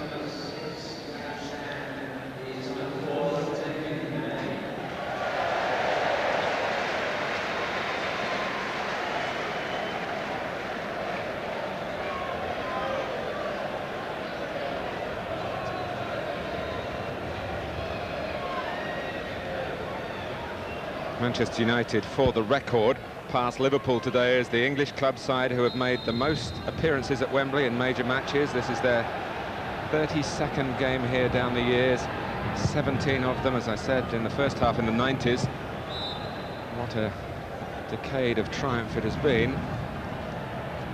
Other chances to come back here before Wembley is demolished and rebuilt, including next season's Charity Shield, which might be the last match ever played here, more than likely the last club match to be played here. But if I'm being told that if an England date after that is convenient for all concerned, there could be a final international in more than a year's time. But there's not long to go, so take your views of this wonderful stadium as it is and enjoy them and cast them into your memory and keep them there as treasures. I can only tell you what a privilege it has been to be allowed to commentate on so many great occasions here, and I will never forget Wembley as it is, as we see it today. Martin, a question for you. When you talk about appearances at Wembley, do you talk about Arsenal's championship, I should say European Championship games last year, or Champions League games? Well, even taking those into account, they haven't caught up, the others, but it's a good point, and I guess if they have a good run in the Champions League this season and play a lot of times at Wembley, they could pit Manchester United, but it's another cause for debate. That's what football's all about. We've had a good debate here over a scorer of the only goal so far. We believe it should be David Beckham's goal, even if the referee wasn't of that opinion. And we'll see what the authorities come up with when the dust is settled on Wembley on August the 1st, 1999.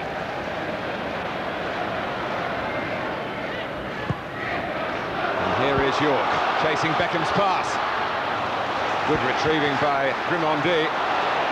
And then Cole, who had the ball played to him, wasn't quite as positive as Manchester United would have wanted him to be. You know what I was hoping Cole was going to do? Spot the keeper off his line. And if you had looked at it, Manninger was probably, what, 10 yards off his goal line. And if Cole had spotted it, he could easily have chipped him.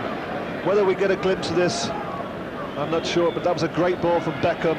Good defending from Grimondi, but just look where the keeper is there now. If only he'd seen that, he could have chipped him. Sylvinho and Petit flagged offside. He's a little angry that the ball didn't come quicker, telling his new colleague, Sylvinho, doing his best to learn English. His wife's just come over, they're house hunting.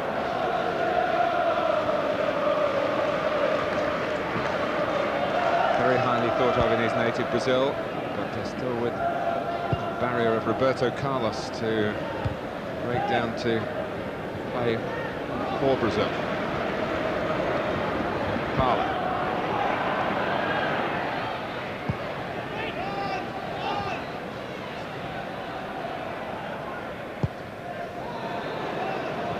It might just be in the kicking department that Mark Bosnich is going to be maybe most examined in comparison with Peter Schmeichel. Well, that's a very, very late decision by the linesman. Once again, debatable whether he was offside.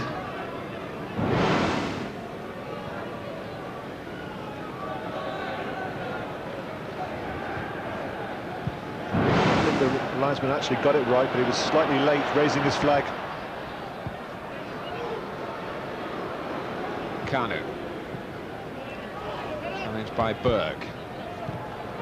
Here's Vieira.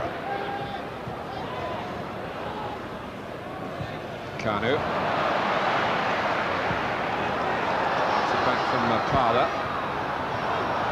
David May bought Manchester United a bit of time there. Keown. Intercepted by Cruyff, but Arsenal keeping the ball in Manchester United territory and quickening the pace with Vieira. Great run from him, he goes down. And, well, that's the debate, and maybe that's the natural stumble that the referees will, I hope, continue to recognise, that it's not got to be a penalty or a dive, there is something in between. Trevor Francis. Real positive thrusting run this from Vieira. Well, I think he falls over looking for the penalty, and the referee isn't as sure as what I am, and therefore he doesn't book Vieira. I think he also realises that if he does book him here, it means it's a sending off. Wasn't much contact, was there?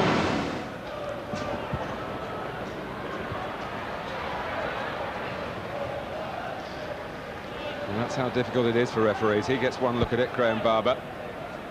And how different was that from the Nicky Butt incident? Not much, I don't think. Just wonder, Martin, if that had been a league game, whether it had been so fortunate to get away with it. Possibly because it's a friendly, a Charity Shield game. He's allowed him to stay on the field. I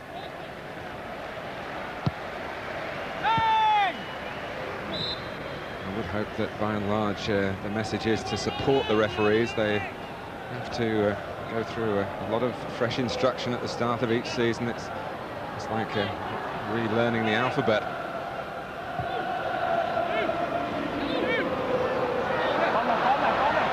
And the decision for the referee here is a corner for Arsenal, who are having a good spell territorially without really carving out opportunities in the early minutes of this second half.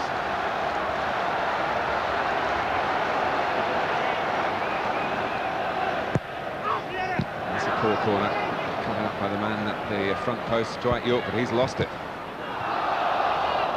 So Arsenal appeals for handball there, answered in the negative.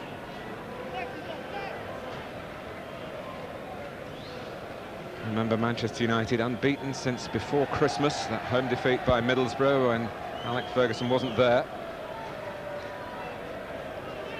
And that's a run of 33 games.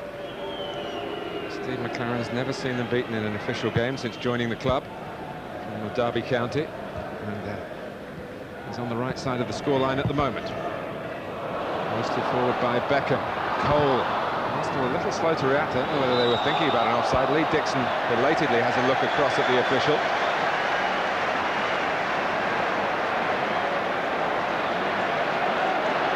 But one wouldn't want to be too critical about slow reactions here in this sweltering heat.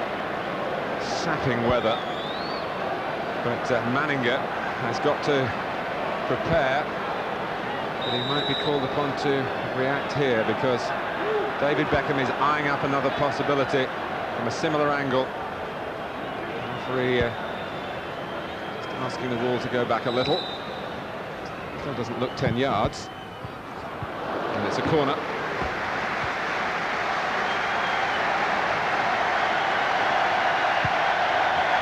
Well, he's getting the reception that the top talent deserves. Of course, from his own fans in this half, David Beckham.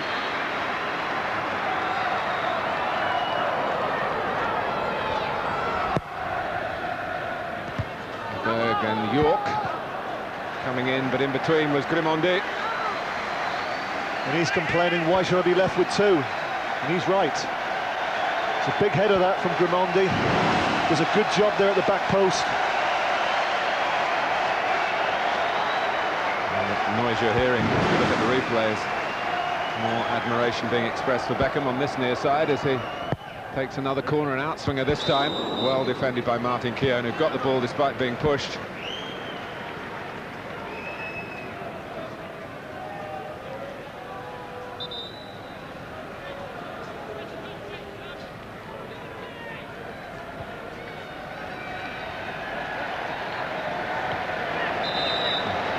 Didn't go outside the penalty area. No, that's right. Another interesting change with regard to referees, Martin, this year is that there are going to be Premiership referees actually refereeing the nationwide. What do you think as a nationwide manager about that? Well, my first thoughts are, on a Monday night when I'm commentating, I have to be very, very careful. Because the following week we could just have that referee in Birmingham. That's my first thought, an honest thought. Yes, and I'm sure it won't detract from the honesty that you always use when making your comments about not just referees but players as well.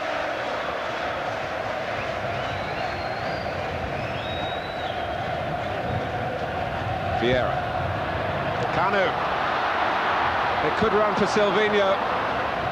Very similar to that incident at Old Trafford in February when Kanu caught out Manchester United's back line and it led to an Arsenal goal on a follow-up for Anelka. They were going for the return pass, but Kanu was going for goal. Well, he certainly had his sights on the goal, but if only he'd spotted Sylvinho. The right back, Phil Neville, had to come in on the cover. Sylvinho left totally unmarked. If he had been released, I'm sure that would have been the equaliser.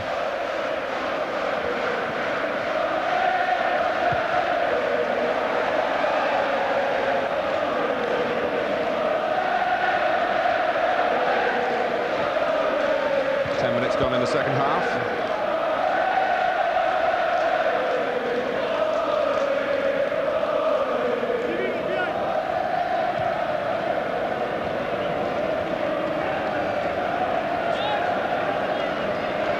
Manchester United's goal coming in the 37th minute. Grimandi, good climb from him. Parler had the outlet on the right, Lee Dixon. Petit. Certainly that aspect, that part of Arsenal's play is intact. And a good cornerstone for Arsene Wenger, Parler, Vieira, Petit. Kanu, but it's how they're going to operate further forward. Beckham, of course, will be back soon. Look at that turn by Dwight Yorke. Here's Butt, and played the safe and sensible ball to Beckham. Got three looking for the cross. And again, good aerial defending by Grimandi. Not always his strongest suit, but he won a header there in awkward circumstances. Petit is penalised. Free kick taken maybe with a moving ball by Beckham. Referee saw nothing wrong. Kanu. A long run for Parler. And pass really didn't give him much chance, and Kanu just kicked the air angrily. Where Parler might have a better chance is a mistake by Bosnich. I mentioned that he's not the most convincing kicker a little earlier, and that was a very tame effort. Well, that's just total lack of concentration, isn't it, that? Dixon. No other excuse for that. Kanu. Parler, can he get a shot in here? David May says no, and then just nibbled away at the back. Kanu picked up the loose ball. Parler wasn't appealing, as he was caught from behind. Kanu got on with the game. Well, I think the very, very hot conditions, Martin, are starting to take its toll on this game now. I've noticed in the last 5 or 10 minutes the game already starting to open up.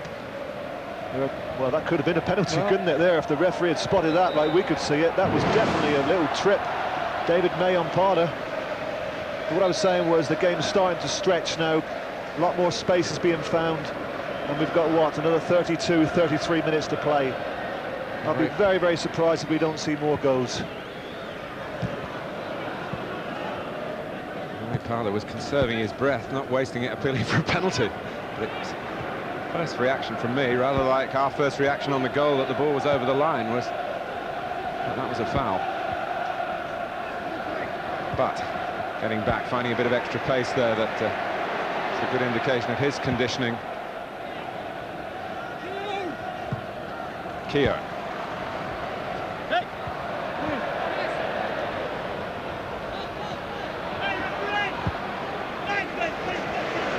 Bosnich kick this way. It's safe enough. Straight down the slot for Cole. Raimondi a little rash with the jump, and Andy Cole did his job going for the ball. He had no need there to push him. In fact, he had no need to even head it, because he had 2 covering players there in Winterburn and Keown. Perhaps if he just had a little call and let the ball run through to the covering 2 defenders. Philip Neville. Oh, that's an angle ball at Butt. I'm not sure that it was tailored for him, and Butt's left a foot in there. That was a nasty challenge, that, from Nicky Butt. That's the sort of challenges, you know, that referees must pick up. Quite clearly, Keown is favourite to intercept the ball, and Nicky Butt just follows through with his foot. Have a look at this.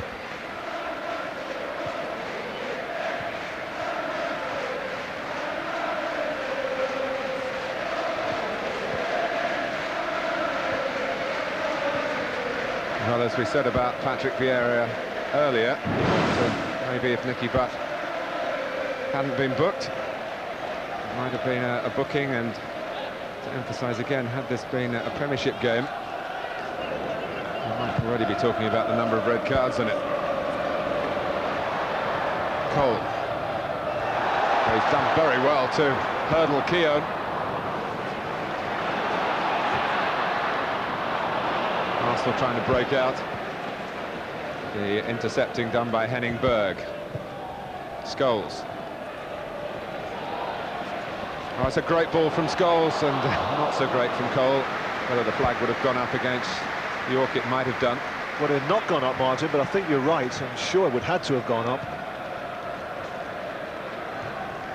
Vieira. Good closing down by the Manchester United substitute, David May. Paul Scholes takes that on. Well, my first thoughts were that Andy Cole was offside, Paul Scholes was onside. And the decision here is whether Cole is an active player. And he was making a run forward, so I think he's... whether he was in an offside position is another debate, of course, but he was certainly trying to be a recipient of the pass. It's history now. Reflect on another Manchester United change. Off goes Jordi Cruyff, and a relatively surprising inclusion today. Ole Gunnar Solskjaer came back early from Manchester United's travels with a reoccurrence of a knee problem that looked as though it would need surgery. Apparently that hasn't been the case. Solskjaer played in a match along with Scholes and Beckham in Bristol on Friday. Came through it well, scored, as you would expect Ole Gunnar Solskjaer to do. He's here at Wembley as a player, and as is so often his lot for Manchester United, comes on as a substitute. I think the linesman there has given a foul throw in against Ljungberg. Possibly because his feet were encroaching onto the pitch. Whether we get a close-up of that, maybe I'm asking too much, but I think I'm probably right. Winterburn. Raimondi kicking out Parler. Kanu headed back by Scholes, who's become a father during the close season. Congratulations to him and his good lady, baby boy. Now his life really begins.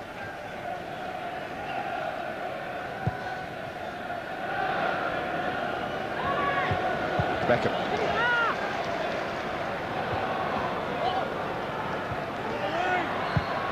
One thing we didn't check on at half-time, the state of Alex Manninger after that incident with Andy Cole. Certainly kept flexing his shoulder. Clearly the fact that he's come out for the second half suggests that if there is a problem, it's a minor one.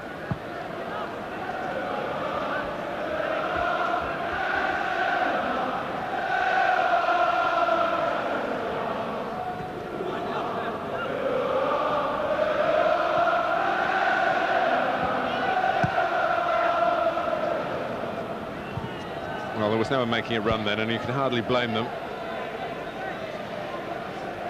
But this is just the start of our football for you on Sky Sports. Aberdeen against Celtic, all the changes at Celtic over the last month or so.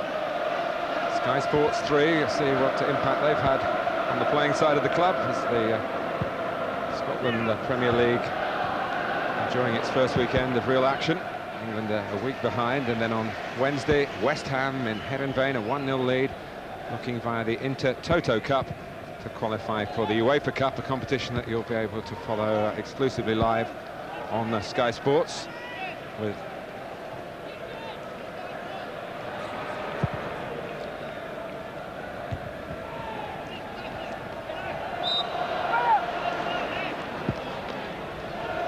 it's a substitution time for Arsenal. And Luis Boa-Morte, the wide left player from Portugal, maybe will occupy that position because it's Sylvinho he replaces.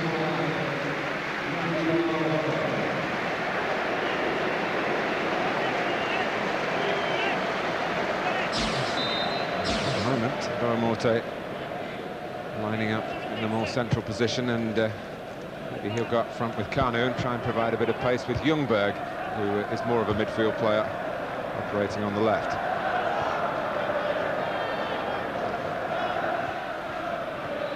Winterburn, Arsenal need to find a bit more penetration in their play, by whatever means. Yorke. Nicely done by Petit. Ljungberg. Kanu can use Parler.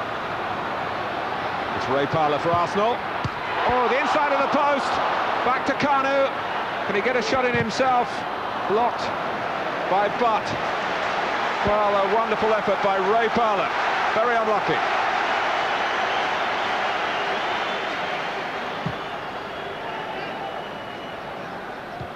Here's Vieira. Oh, and he's tugged. Penalty. There are some Manchester United protests here, but Graham Barber has pointed to the spot, so Arsenal aren't dwelling on the close call for Parler. Well, 10 minutes ago, there was a contentious issue. Was it a penalty when Vieira went over? On this occasion, he's fallen over, but I think his shirt was clearly tugged there by Dennis Irwin. Clever play by Vieira, holds the ball up, turns, gets possession, gets away from Dennis Irwin. Once he felt the little tug on the back of his shirt, he's gone over, and Mr. Barber, rightly so in my opinion, has given the penalty. It's Kanu to take it. It's 1-1.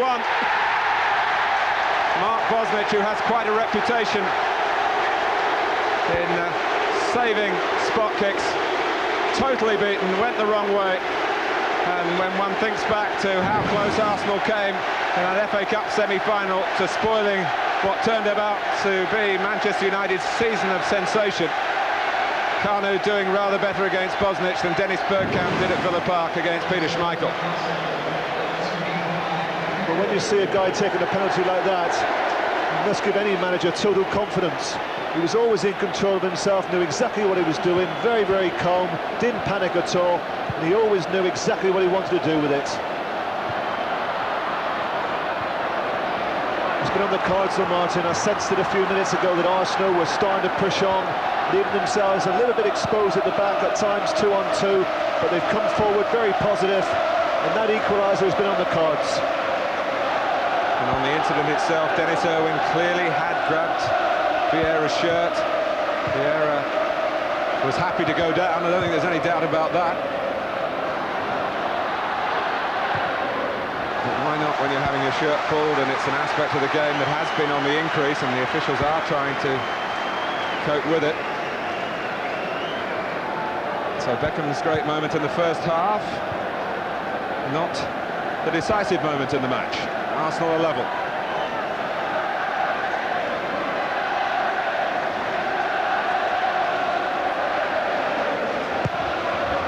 Beckham's corner. Kanu. Morte goes off through the middle. Two to try and take on, but he didn't take the ball with him, and Owen not rattled by being responsible for Arsenal's equaliser. If he had controlled that ball, Morty, that would have been interesting. With his pace, one-on-one against Dennis Irwin, plenty of grass in behind in which to knock the ball. But the fatal error he made was that he never controlled the ball. Here is Morte.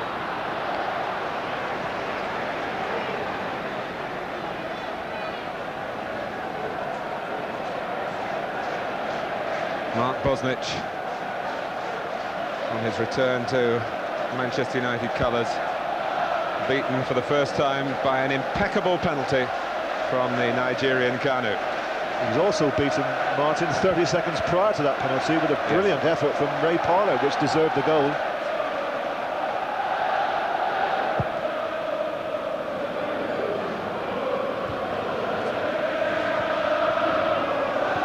More than 20 minutes to go here, but there is the option for decision via penalties.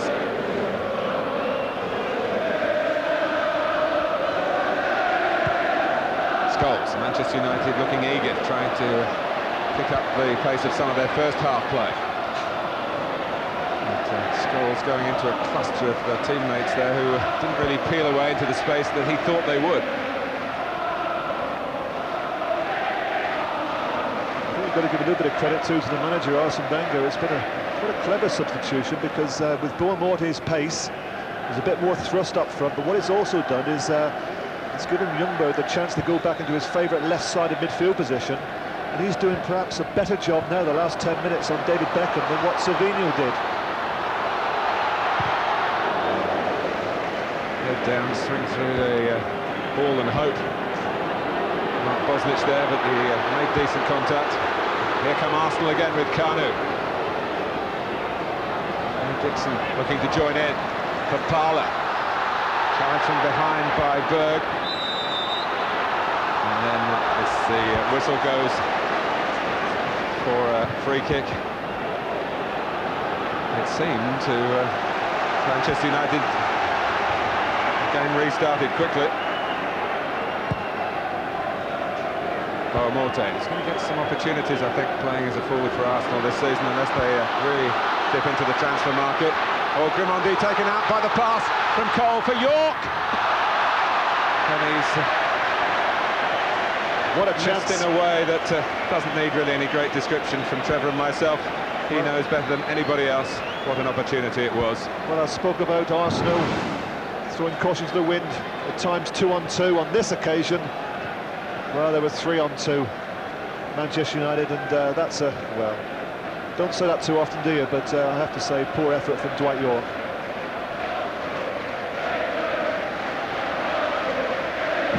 It's a lovely pass from Andy Cole.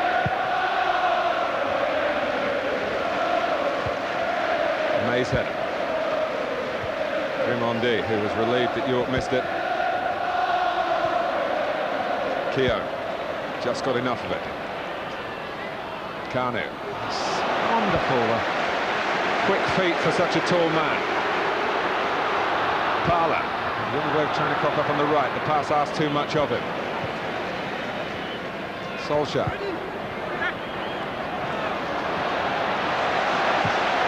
And that's over the top for this time Cole to chase. Can he take his chance? Fantastic save by Alex Manninger. Not a case of the forward shooting the ball against the goalkeeper, as so often happens in that situation. Manninger went across and kept it out as Manchester United got through again. What great play that was all round, Martin. Great spot from Solskjaer. Brilliant contest between Keown and Andy Cole, two very, very quick players.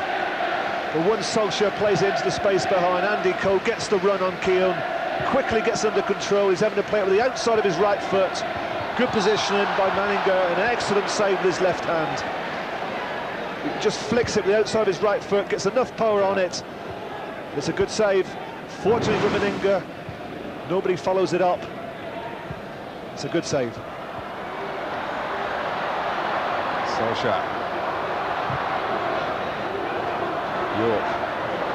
I suppose if it carries on through Alex Ferguson's strips in 1999, as Arsenal concede a free kick to Keown's mystification, it will be a substitute who will win another trophy. His switches have worked so spectacularly. Gunnar Solskjaer, the man in Barcelona. Teddy Sheringham, of course, came on in the cup final to score, and in the Champions League final as well. He hasn't been used yet today.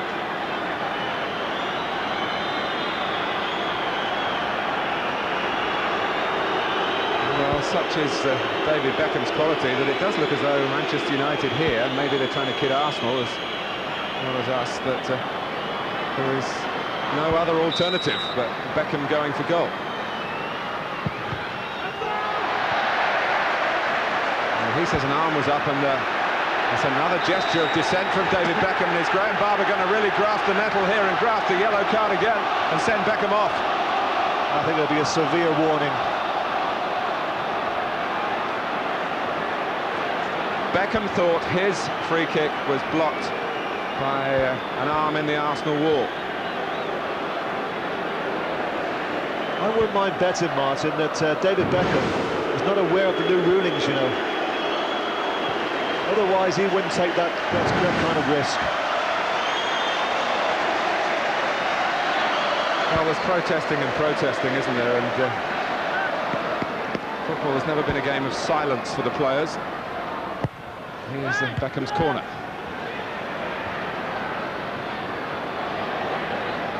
Filner. Was slipping as he made contact with the ball, lost the accuracy because of that. Beckham. Well, the flag has gone up. I think we're about 3 offside there. Arsenal had a good line. There you can see certainly 2 offside. Actually, Nicky Butt, who was the nearest to getting contact with the ball, I think he was onside.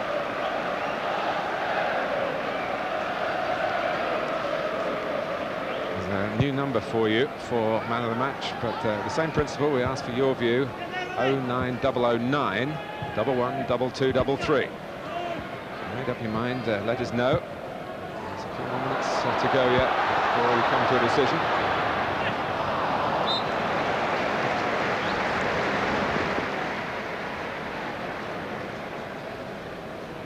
Well, no one would support foul and abusive language in the game. It's got no part in it. But having a word with the referee has been part and parcel. It's done properly. And Trevor and I were talking at half-time. I think what we'd really like is these offsides to be more consistently coming down on the correct decisions, with attackers getting through. We've seen 1 or 2 examples today. It is desperately difficult for the assistant. It's not really aimed as a criticism of those who are trying to apply the rules at the moment, but that technology may be asked to help. Here's Kanu. He's got help from Parler. Ray Parler for Arsenal. They lead Manchester United by 2 goals to 1. His earlier shot hit the post and came out. This one flew on into the net. Arsenal were a goal down, and now at Wembley, a splendid response for them in the second half. They lead Manchester United 2-1. Well, once again, Kanu plays a part in this goal. He collects this ball. His control is absolutely spot on yet again. All match he's been absolutely top class. He turns the defender. Just look at the weight of the pass. Knew exactly where Parler was, but what a finish. Cross, the diving Bosnich gives him absolutely no chance. In off the post. Arsenal in the driving seat. I remember coming here last year, Martin, and remembering Anelka terrorising Manchester United in our forecast, a massive season in the Premiership for Nicholas Anelka. I think this year my forecast is that Kanu is going to play a big part in another successful year for Arsenal.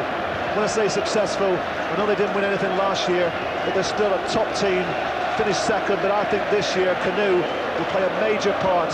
He will start, and I think that he really is a big talent. He's been outstanding this afternoon. Well, nothing can be taken away from what Manchester United did last season. It really marks them down as the greatest English club side of all time over one season, because no other English club side had done it. We should point out, for the benefit of our many viewers in Scotland, that Celtic did that treble in the 60s under Jock Stein, and Ajax in their pomp in the early 70s also managed that particular treble.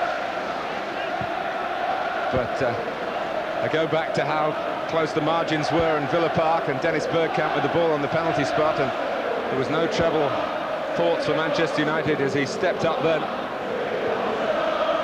There isn't too much between England's top two. But in this FA Charity Shield, there is now a goal between them in Arsenal's favour. An offside decision against Solskjaer, coming in from the left-hand side.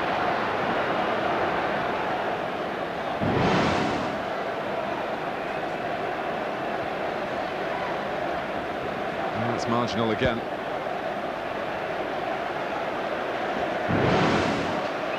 Afterwards, but the penalty claims was rendered academic by the flag going up and the whistle blowing, more to the point.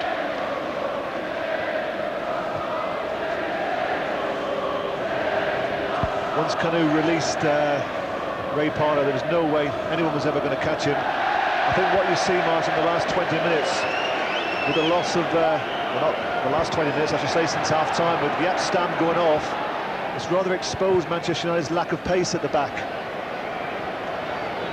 I think players like Ronnie Johnson and Jaap Stam are vitally important to them, both two very quick players. But at the moment, you look across that back four, you don't see a lot of pace there. 2 goals in 10 minutes past the Manchester United defenders.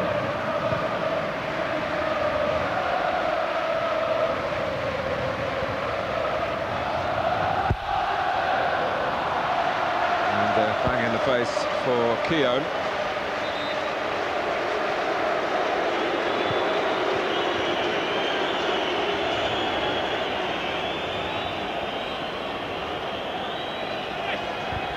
Teddy Sheringham. Well, storm clouds seem to be gathering over his time at United, but how his star shone again at the end of the season. The Arsenal fans have to find other ways of taunting the former Tottenham star. He does, at the age of 33, finally have medals to show for a distinguished career. Off goes Nicky Butt, and on comes Teddy Sheringham.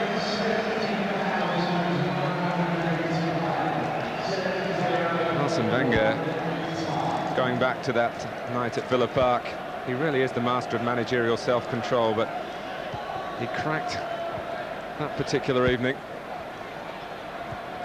Ryan Giggs scored the goal of his life.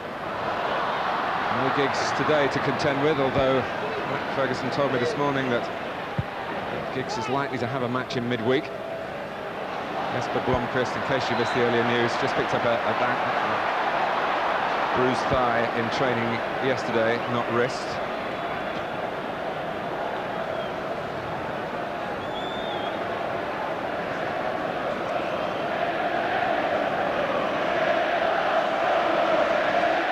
Just to emphasise again Kanu's part in this.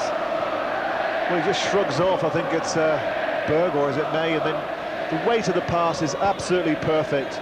You always knew that Parlour was going to get the run on Dennis Irwin, but he played it, weighted it to perfection, and then Ray Parlour did the rest. And he still had a lot to do, but it was a brilliant finish. Once again, look at his hold-up play, Martin.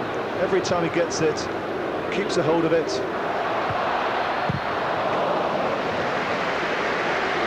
It's a class act. Now, there's going to be an interesting debate if Arsenal do win this game, because Manchester United have been telling us this week they do not regard this as an official match. Most statisticians, certainly those of the professional variety, do. So this would go down in the objective record books as a Manchester United defeat, but we've still got 8 minutes to go, and given their capacity for scoring late on, we shouldn't prejudge the issue. certainly can't have any more forwards on the pitch than what they've got at this moment. I've never seen such an attacking lineup as this. Arsenal might be able to exploit some extra space in midfield. It'll be Ljungberg, Parler, for Dixon, Vieira. You can use Petit. Winterburn waiting down below us. Arsenal can try and just keep the ball here if that's what they choose to do. Petit, good movement by Ljungberg. It's patient but progressive as well.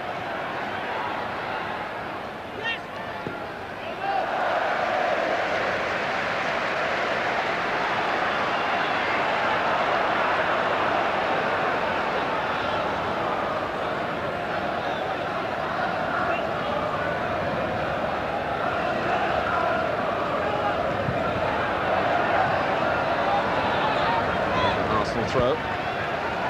Time is with them.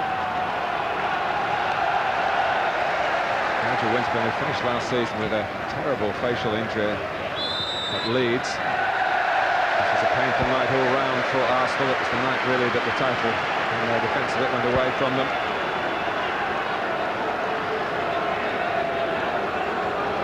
He trots back. Whether he's going to go up perhaps to get the Charity Shield as the standing skipper today. Leaving Graham has still come forward. Petit's free kick.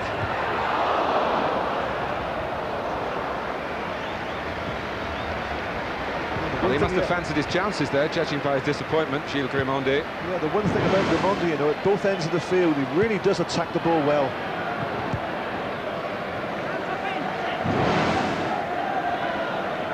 I've been at one or two games where that hasn't been the case. I think it was Marcelo who scored for Sheffield United with a header. And Graham was beaten in the air. It's Dixon with a header that's done as it left his head from our angle, whether it was going to be a bit on the short side like the haircut. But it achieved its target. It got the ball safely back to Alex Manninger. And what an important save that seems to have been from Andy Cole. And David Seaman stand-in.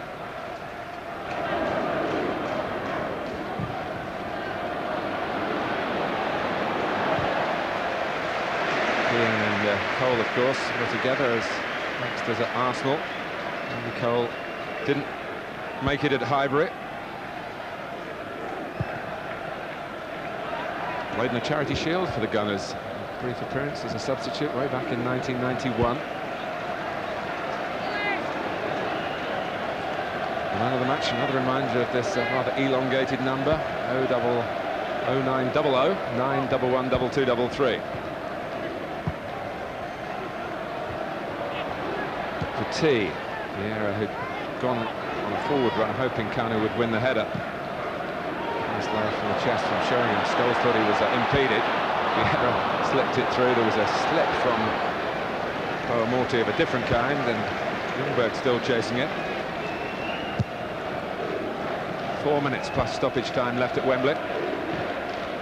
Real turnaround in the second half. Vieira trying to go it alone. Keown. Parler. Back comes Solskjaer, but Parler keeps going forward. No foul, says Graham Barber, who's had a testing match.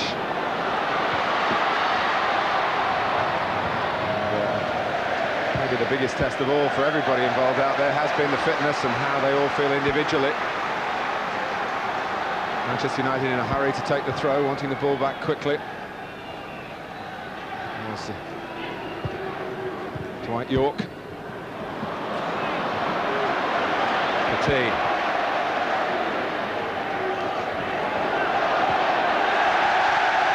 Arsenal fans love that. Ljungberg. Winterburn is with it. Here's Keown. He's got time for a shot himself. It's probably the right decision. Ray Parler maybe reflecting out on the right-hand side what might have been.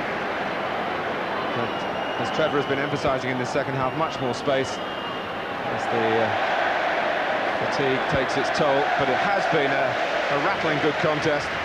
One to keep us absorbed here from the commentary position. I hope you've been feeling the same way at home. Oh, and out came Bosnich, and Boa Morte got a foot to the ball. I think the referee's actually given a free kick against him for dangerous play, much to the relief of Mark Bosnich, because he was never going to get there, Bosnich. But it was dangerous play, wasn't it? I think Bosnich was just trying to head it away and try and gain possession of the ball.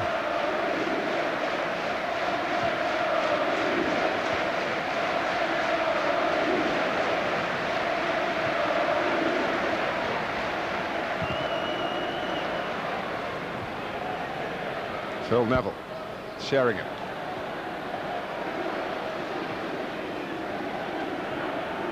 Well, for so many matches, Trevor, scoring the first goal for Manchester United in a match has been tantamount to, at the very worst, not losing, invariably winning. And here they have done at Wembley. Scored the first goal, but Arsenal have found that great resolve. They were the team who came here with the greater depleted resources. So it was said. And here's Oleg Luzhny, who's played at Wembley before for Dynamo Kiev against Arsenal. Just going to get a little flavour of it in place of Ray Parlour, who's had a real impact on the match and has confirmed really what he showed over the second half of last season. How wise it has been for Kevin Keegan to re-involve him in the England setup. I don't think that's anything to do with fitness. I think that's probably because Manchester United have so many attacking players on the field that he sees Luzhny as slightly more defensive than what Parlour is. He wants to win the match, Wenger.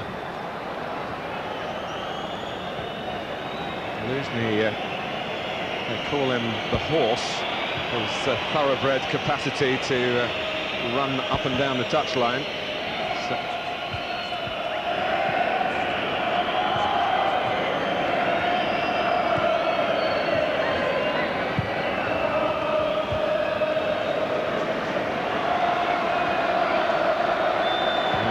Time that Manchester United got going in Barcelona.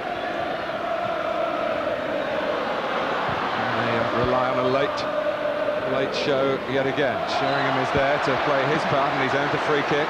Good play that from Sheringham, just invited the tackle, held the ball, invited Grimondi to make the free kick, make the foul I should say, to give him the chance of having a free kick. I think even by David Beckham's standards, this is probably too far out. You're a brave man to say that, Trevor. It's central, he can go either side here. So Manninger has taken up a station bang in the middle of the goal. Near, but not near enough in the circumstances.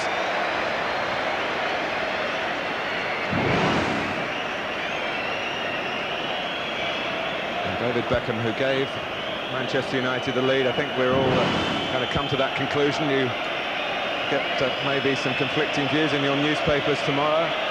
We shall see. The referee has certainly been the one dissenting voice. If he didn't give it as Beckham's goal, if he didn't see that the ball had crossed the line and Dwight Yorke followed up. But that's not the main issue now.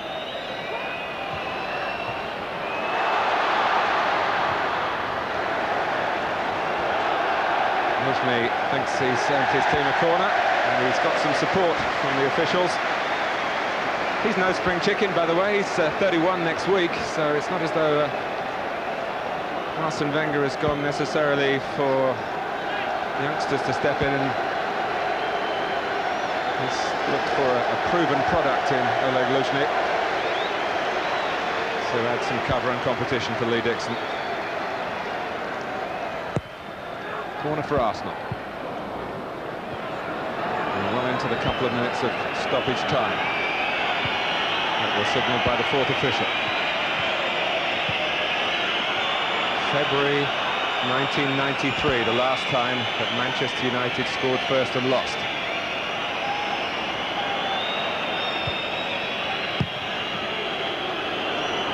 As I say, they do not recognise this as a match in their record books, but Arsenal certainly do. Arsenal retain the Charity Shield. Most people will say the end of Manchester United's run that goes back to before Christmas, although you will get a different view on that from within Old Trafford. Alex Ferguson's side have lost on this occasion. Again, their first defeat since that match against Middlesbrough at home on December the 19th last year. Kanu has come out and performed in a manner that suggests that it's not all doom and gloom up front for Arsenal, with Anelka seemingly on his way, Bergkamp and Overmars not yet ready to get their season underway.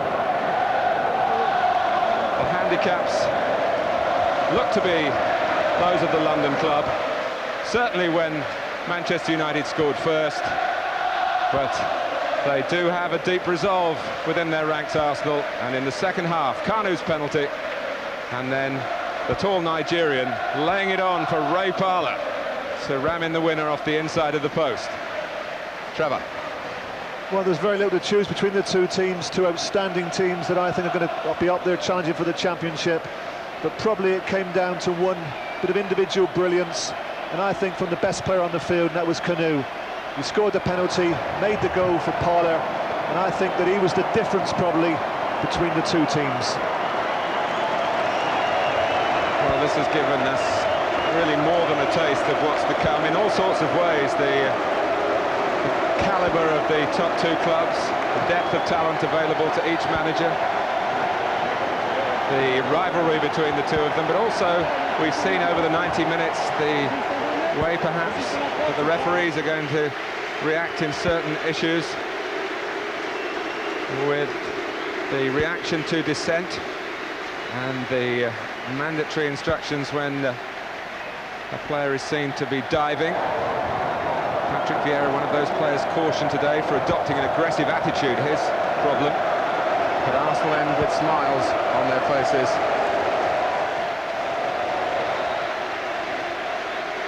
And for once, in 1999, the losing team is Manchester United. Yes, I don't think they'll mind too much, Martin, if they come out on top at the end of the season. All said and done, this is a friendly, but this is near as you can possibly get to a full-scale game. It's very, very competitive. I think considering the conditions, you know, and it seems to be the same every year, doesn't it? I remember last year it was sweltering hot conditions. We've seen some great football.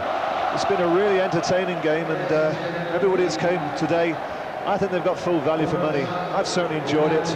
Some smashing individual performances, as I mentioned. But I think the two managers will be reasonably pleased with the performances of their teams, and obviously for both managers, they've got some big players to come back next week.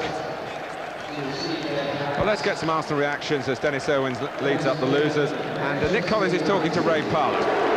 Ray, congratulations. Did you feel when you were one down at half-time you could still come back and win this one? Yeah, we had belief in ourselves, you know. The managers went through a few things half-time, and we had nothing to lose, so we come out.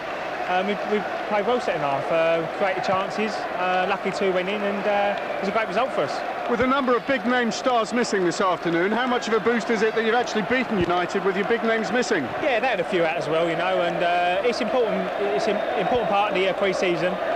It's a great day out. The supporters enjoyed themselves, so yeah, it's important for us to get a good result. Now we can look forward to the league. When you hit the post, did you think it wasn't going to be your day scoring-wise? Yeah, I thought, oh, this one's in, but you know, I had another chance, and lucky that one in off the post this time. So yeah, I was well pleased. Well done, well played, Ray. Thank you.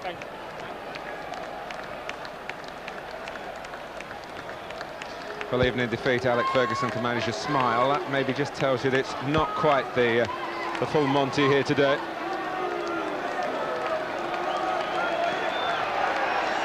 But nonetheless, it has been a very testing workout for the players, and a fine football match to bring to you as a teaser for what's coming up on such a regular basis for you, and with all our extra technology that you're going to hear about. But that's what it's been about today. Manchester United won the first Charity Shield back in 1908. But today they've had to settle for second best, and it's good to see one of the old stagers, Nigel Winterburn, coming up with Tony Adams unfit, to have the honour of receiving the trophy. A year in which Manchester United have taken the Premiership and the FA Cup from Arsenal, but the Charity Shield stays at Highbury. It's a 9th outright win for the London club, and they're only one behind United now in that respect.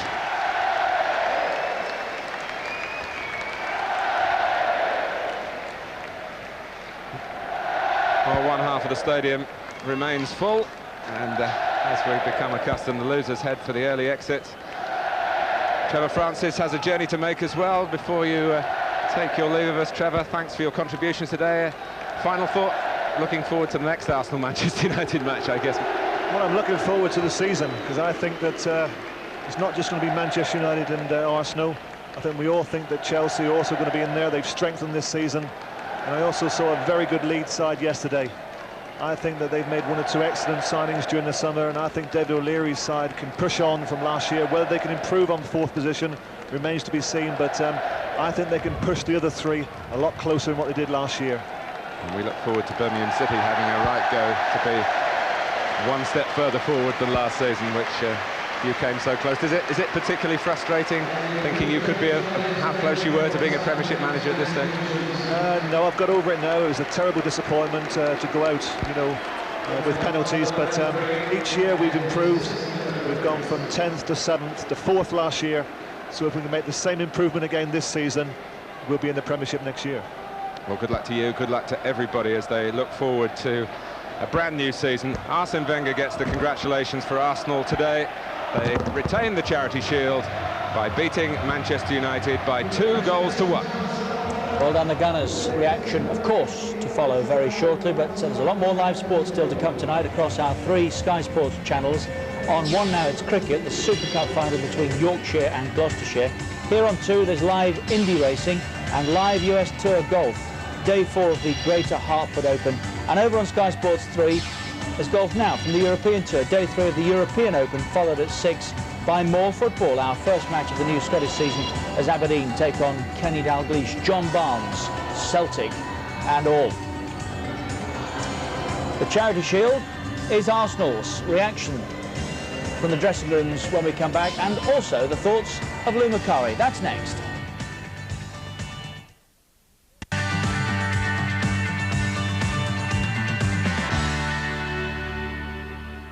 Gavin Griffiths, defender.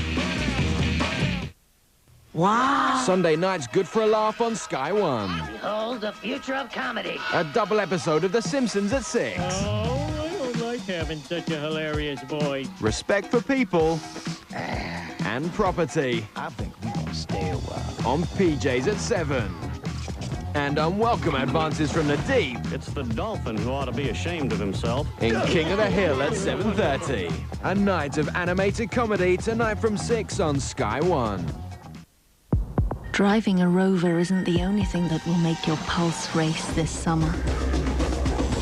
Now there's 0% finance on most Rover 200s. Stimulating. 2 years free servicing or warranty. And 1 year's free insurance. Heart-pounding. These breathtaking offers must end 30th of September. Between you and a Rover, there's chemistry. Hi, Billy. Mummy! I can't talk long as I'm on the mobile. Hi, Billy. Mummy! I think it's time for your bedtime story, don't you? One rate from BT Cellnet is the only flat rate tariff in Europe. The cost of your calls doesn't change from country to country, so you always know what you're paying. You never know. It might change your life. One rate from BT Cellnet. Good call. You guys kill me. You take a delicious Oriental infusion and dump cow juice into it. You invent a sport that no one understands,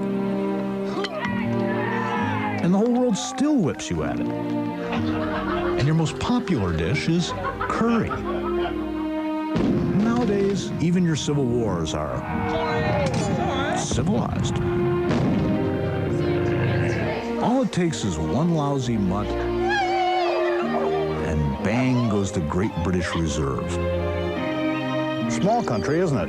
Sorry? When it comes to sex, we all know what you prefer. But you must be doing something right, because 17 million of us, Johnny Foreigners, would rather fly your airline than any of our own. I guess you should be proud of that. But But that wouldn't be very British, would it? Sorry.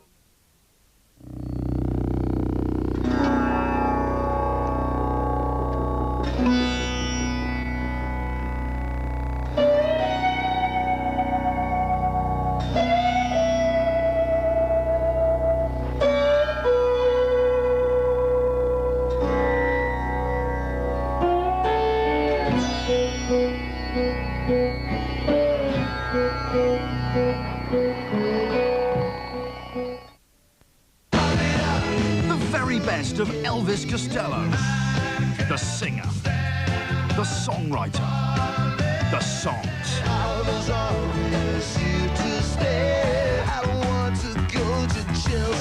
The definitive 42-track collection, including the new single, She, from Notting Hill. The very best of Elvis Costello, out now on special price, double CD and cassette.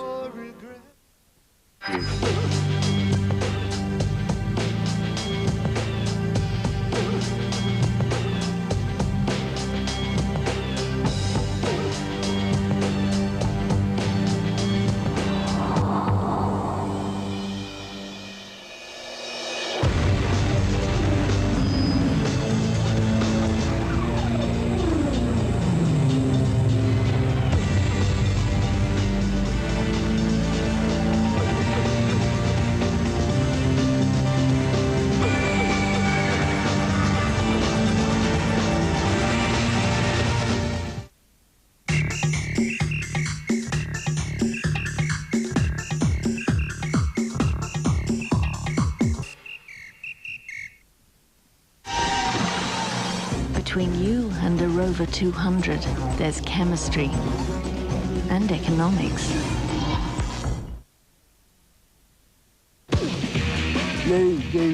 Defender.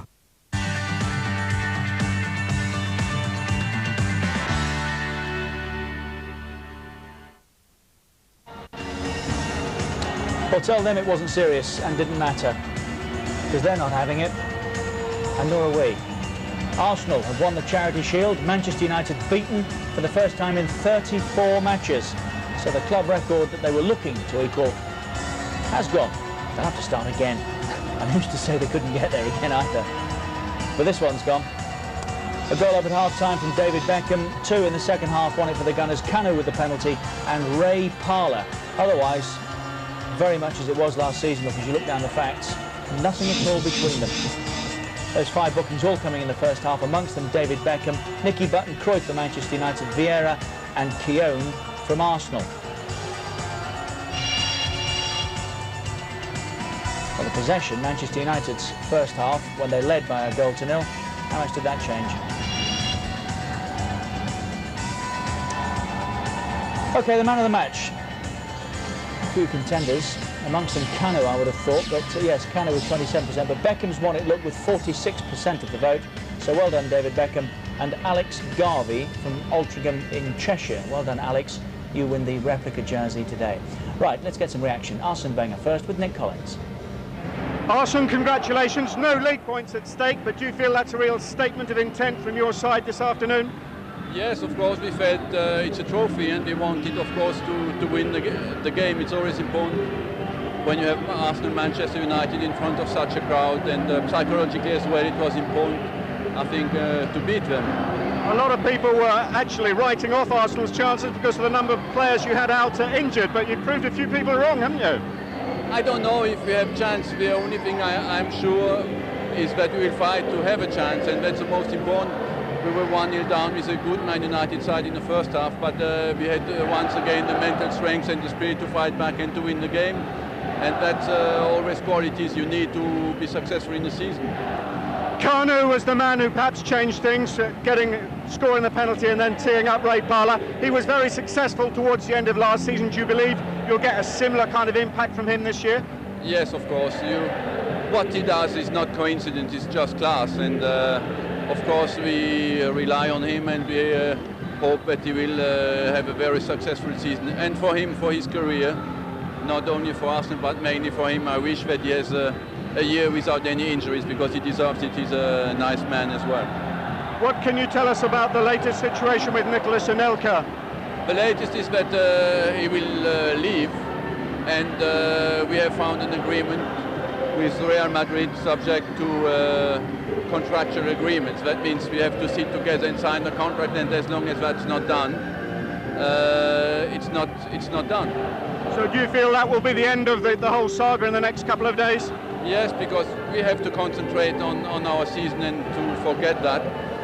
And I think what is important is the players who fight for us, and we have to forget that story now. This afternoon's performance has certainly given a lot of people food for thought, hasn't it? Yes, that performance showed that Arsenal doesn't depend on one player, but we are a real team, and the real team is always more than one player. Arsene, many thanks. Well done.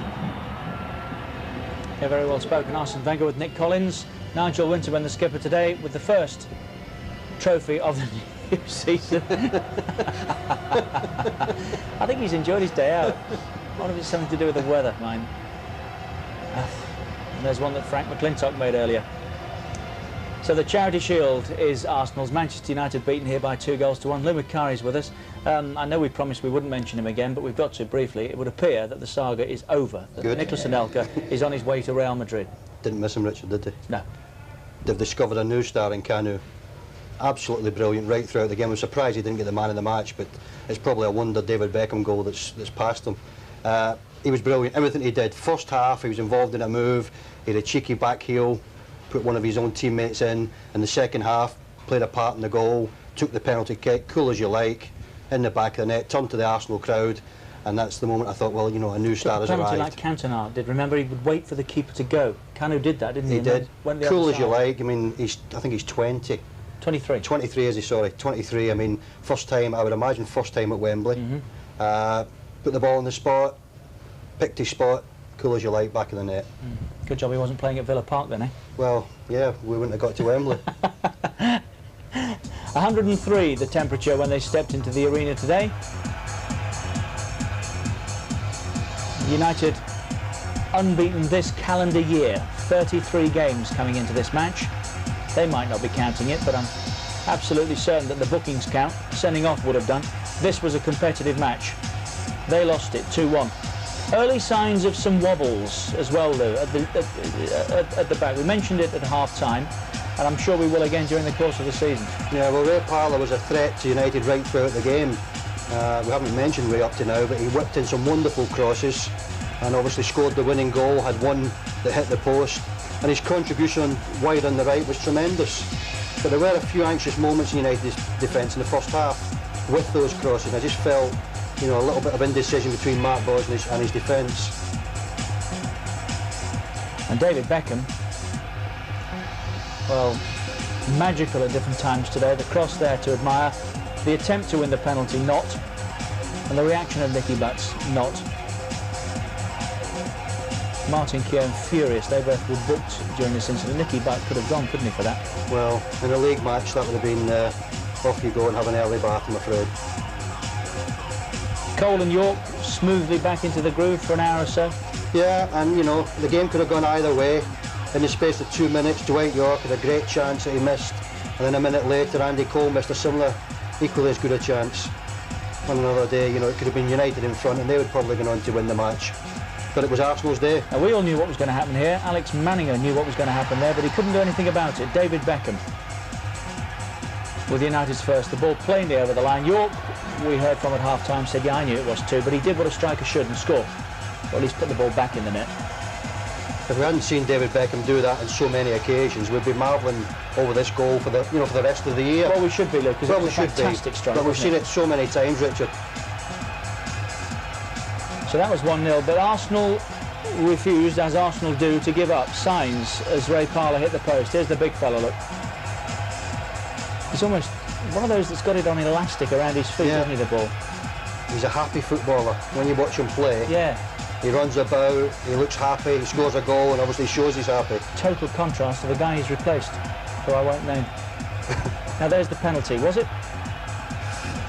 Well, Patrick Vieira was a little bit fortunate early on to get away with what could have been a booking, and he would have been sent off because he did dive in the box, and this time, no hesitation. Dennis Irwin was pulling his shirt, But again, funny enough, Patrick decides to dive after Dennis Irwin's let his shot go. But you'd have given it? I would have given it, yes. And look at that for a penalty. If he'd gone the right way, he wouldn't have got there, would he? No.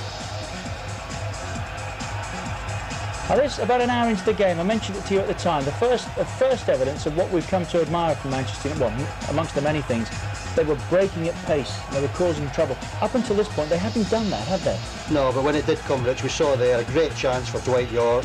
He's put in with a lovely ball from Andy Cole. This one from Solskjaer. Just panicked a little bit. And then 1 minute later, Andy gets in the box and he panics. Reasonable save from Manninger.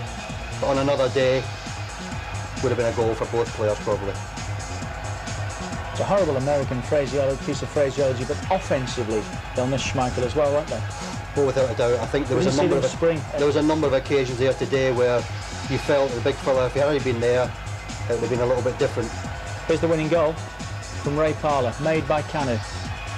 Served up on a plate by Kanu. Beautiful ball through, wasn't it? Lovely. The weight of his pass there, I mean, he's holding the United players off, comes through, lovely little pass into the path of Ray Parlour and into the corner of the net. When I was saying to you earlier in the programme about goalkeepers, how important they can play, that is something that Peter Smith just might have saved that. I'm not saying it was saved, big and he's big, you're coming through and you're facing this big 6-foot fella. No disrespect to Mark Bosnich, he hasn't got the presence of a Schmeichel, and that presence just might be missed this season. And don't worry about whether this is taken seriously or not. Once these two teams get here, it is, isn't it? You want to win it once you've arrived here. Yeah, I mean, there was 5 bookings. I think that indicated how serious they were taking the game. David Beckham could have been, and probably should have been, sent off. He was in the booking in the second half. Fortunately enough, the referee was lenient, called him over, and spoke to him for about 30 seconds. You thought actually he'd shaped I did. I thought David Beckham was heading for the tunnel. And I think David Beckham thought he was heading for the tunnel. And as I mentioned earlier, Vieira, he could have gone off as well. So, yeah, it was serious, it was competitive, and it was a good game. Well, it was all going both Beckham's and Manchester United's way for a while. It was one for Brooklyn to remember, as you will see from the evidence on the boot. Look. And he did his stuff with him as well. Fantastic strike. Great technique.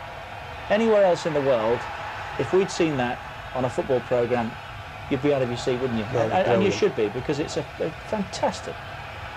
And he had easier chances after that in the second half from nearer the goal, and either it was deflected off an Arsenal player or he shot wide. And the hardest one of all, he manages to put in the back of the net, and we will say again, he managed to put it in the back of the net. Yeah. Cole made sure. But as I said at half-time, one of those occasions when you've got to drive the decision. That's Beckham's goal, and so it should be as well. So that's 1-0. United, for the first time, did Martin say, since 1993 in front, but lost the equalising goal as a result of the penalty. Arsenal had been threatening. Parlour hit the post. Kanu went close. Little tug there. You're right, he went down afterwards, but there was enough of a tug to make it justifiable, wasn't there? Yeah, and Dennis started to complain to the referee. He made his way to the referee, but then when he got near him, he sort of said to himself, well, I did tug him, so what am I complaining about? And the referee made the right decision. That's a great kick. That Brilliant. Really is. And he had a hand, of course, as we said, in the winning goal for Ray Parlour.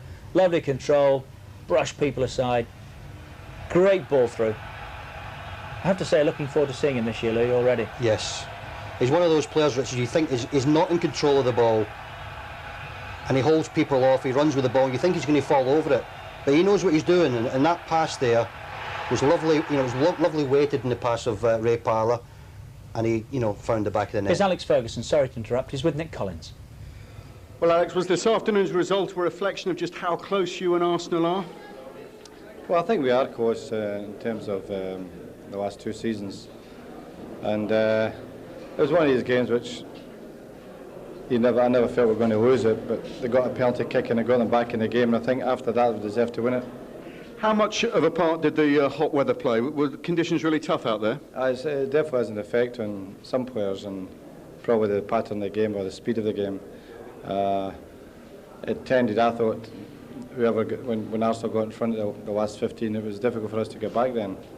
But that's the pre-season, and I think, you know, you recognise that players are not 100% fit at this moment in time, and you have to give allowances for it, particularly on such a hot day. It's a high-profile game, so it's more than a pre-season friendly. That said, is this going to count as a defeat, or are you still unbeaten in your eyes? Well, a defeat's a defeat, and although we lost this game last year, and I hope the season turns out just as well. There was a flurry of bookings in the first half. Do you think there's a clear message, perhaps, that referees are going to be very tough on dissent and players talking back at them? Well, I think I read an article from the guy who runs it, the FA, the Referees Association, who's way down the wall very firmly, and I think that's taken away the personality of the referees. I mean, today you would have thought it was a bloodbath in the first half, and there wasn't one bad tackle in the game. So it doesn't reflect really in a game that's played in the right spirit, nor does it reflect in players who play the game fairly. All right, Alex, many thanks. Good luck for the season. Reminder, we've got Aberdeen and Celtic tonight. On Wednesday, it's West Ham's bid to play in the UEFA Cup. Next weekend, we're all back in business this season with something extra. Sky Sports' unrivaled football coverage is back. Oh my word, would you believe it? It's going to go right to the wire. The turning point in the title race. It really is electric. There's still time. It's all over. It's going to be all over. It's pending. It's in! In August alone, we bring you 25 live games, including some nerve-tingling clashes.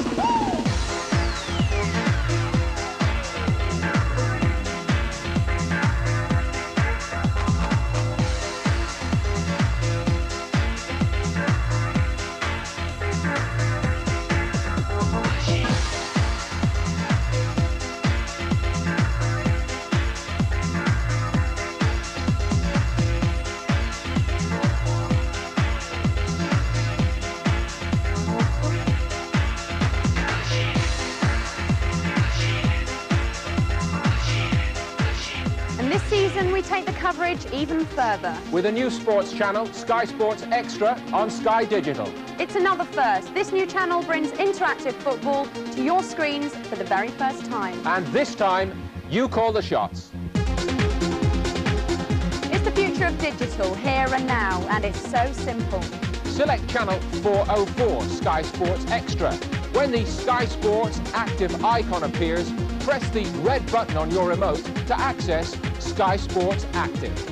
Once active, you have a menu with 4 options: angle, highlights, replay and stats. Select any of the 4 modes using the left-right arrow buttons. Press the select button to access your option. Watch the game from an alternative angle. If you like to watch the game from behind the goal, you can when you're interactive. Cut away from the normal coverage anytime you want during the game and give yourself an alternative view. The main view remains on the screen at the same time with up-to-date sports news with the Sky Ticker Tape. Join the game late? Select highlights and you're updated with the best of the action and goals so far. A close call, a great bit of skill. Want to see it again?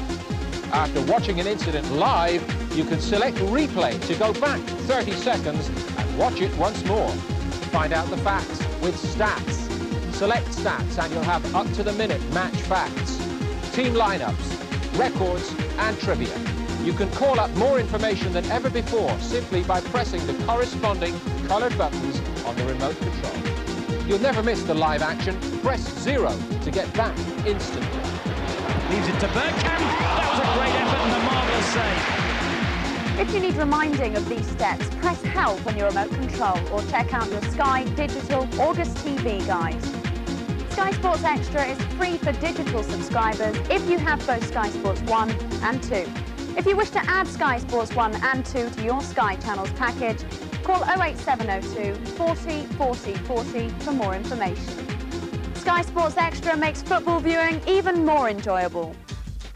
Also this season, play Football Fantasia and be the boss. You have a budget of £45 million to build the perfect team. It's fantasy. It's all about getting the best players at the best prices. But who do you choose? Finish top of the league at the end of the season and you'll win £30,000. Plus £20,000 worth of spin-off prizes. It's simple to enter. For more details, go to Sky Text page 118 or www.skysports.co.uk or see your analogue August TV guide. Start picking your team and remember, with Football Fantasia, you're the boss. And there's more football as we follow 4 teams in Europe. Leeds, Newcastle and Tottenham are all in the UEFA Cup, live on Sky, plus West Ham, who hope to join them.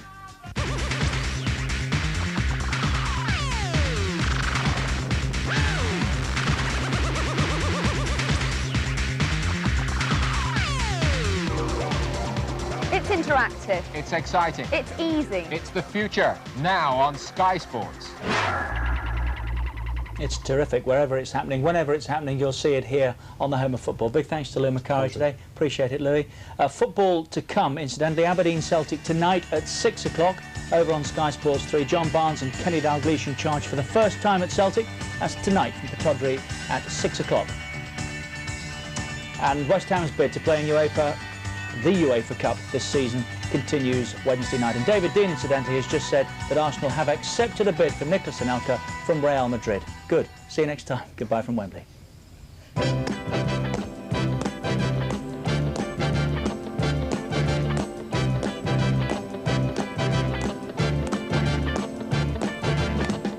It's not unusual to be loved by anyone. It's not unusual to have fun with anyone. But when I see you hanging about with anyone, it's not unusual to see me cry. I wanna die. It's not unusual to go out at any time. But when I see you out and about, it's such a crime. If you should ever wanna be loved by anyone, it's not unusual, it happens every day. No matter what you say, you'll find it happens all the time. Love will never do what you want to do. Why can't this crazy love be more?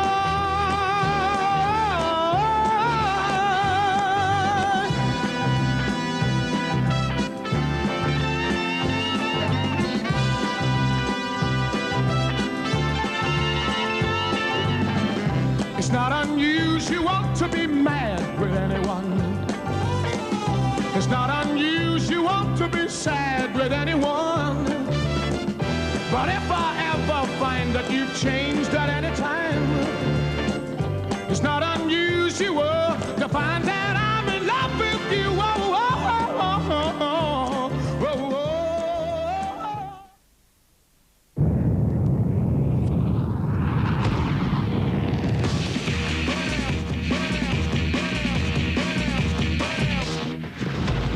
Michael Nichols, goalkeeper.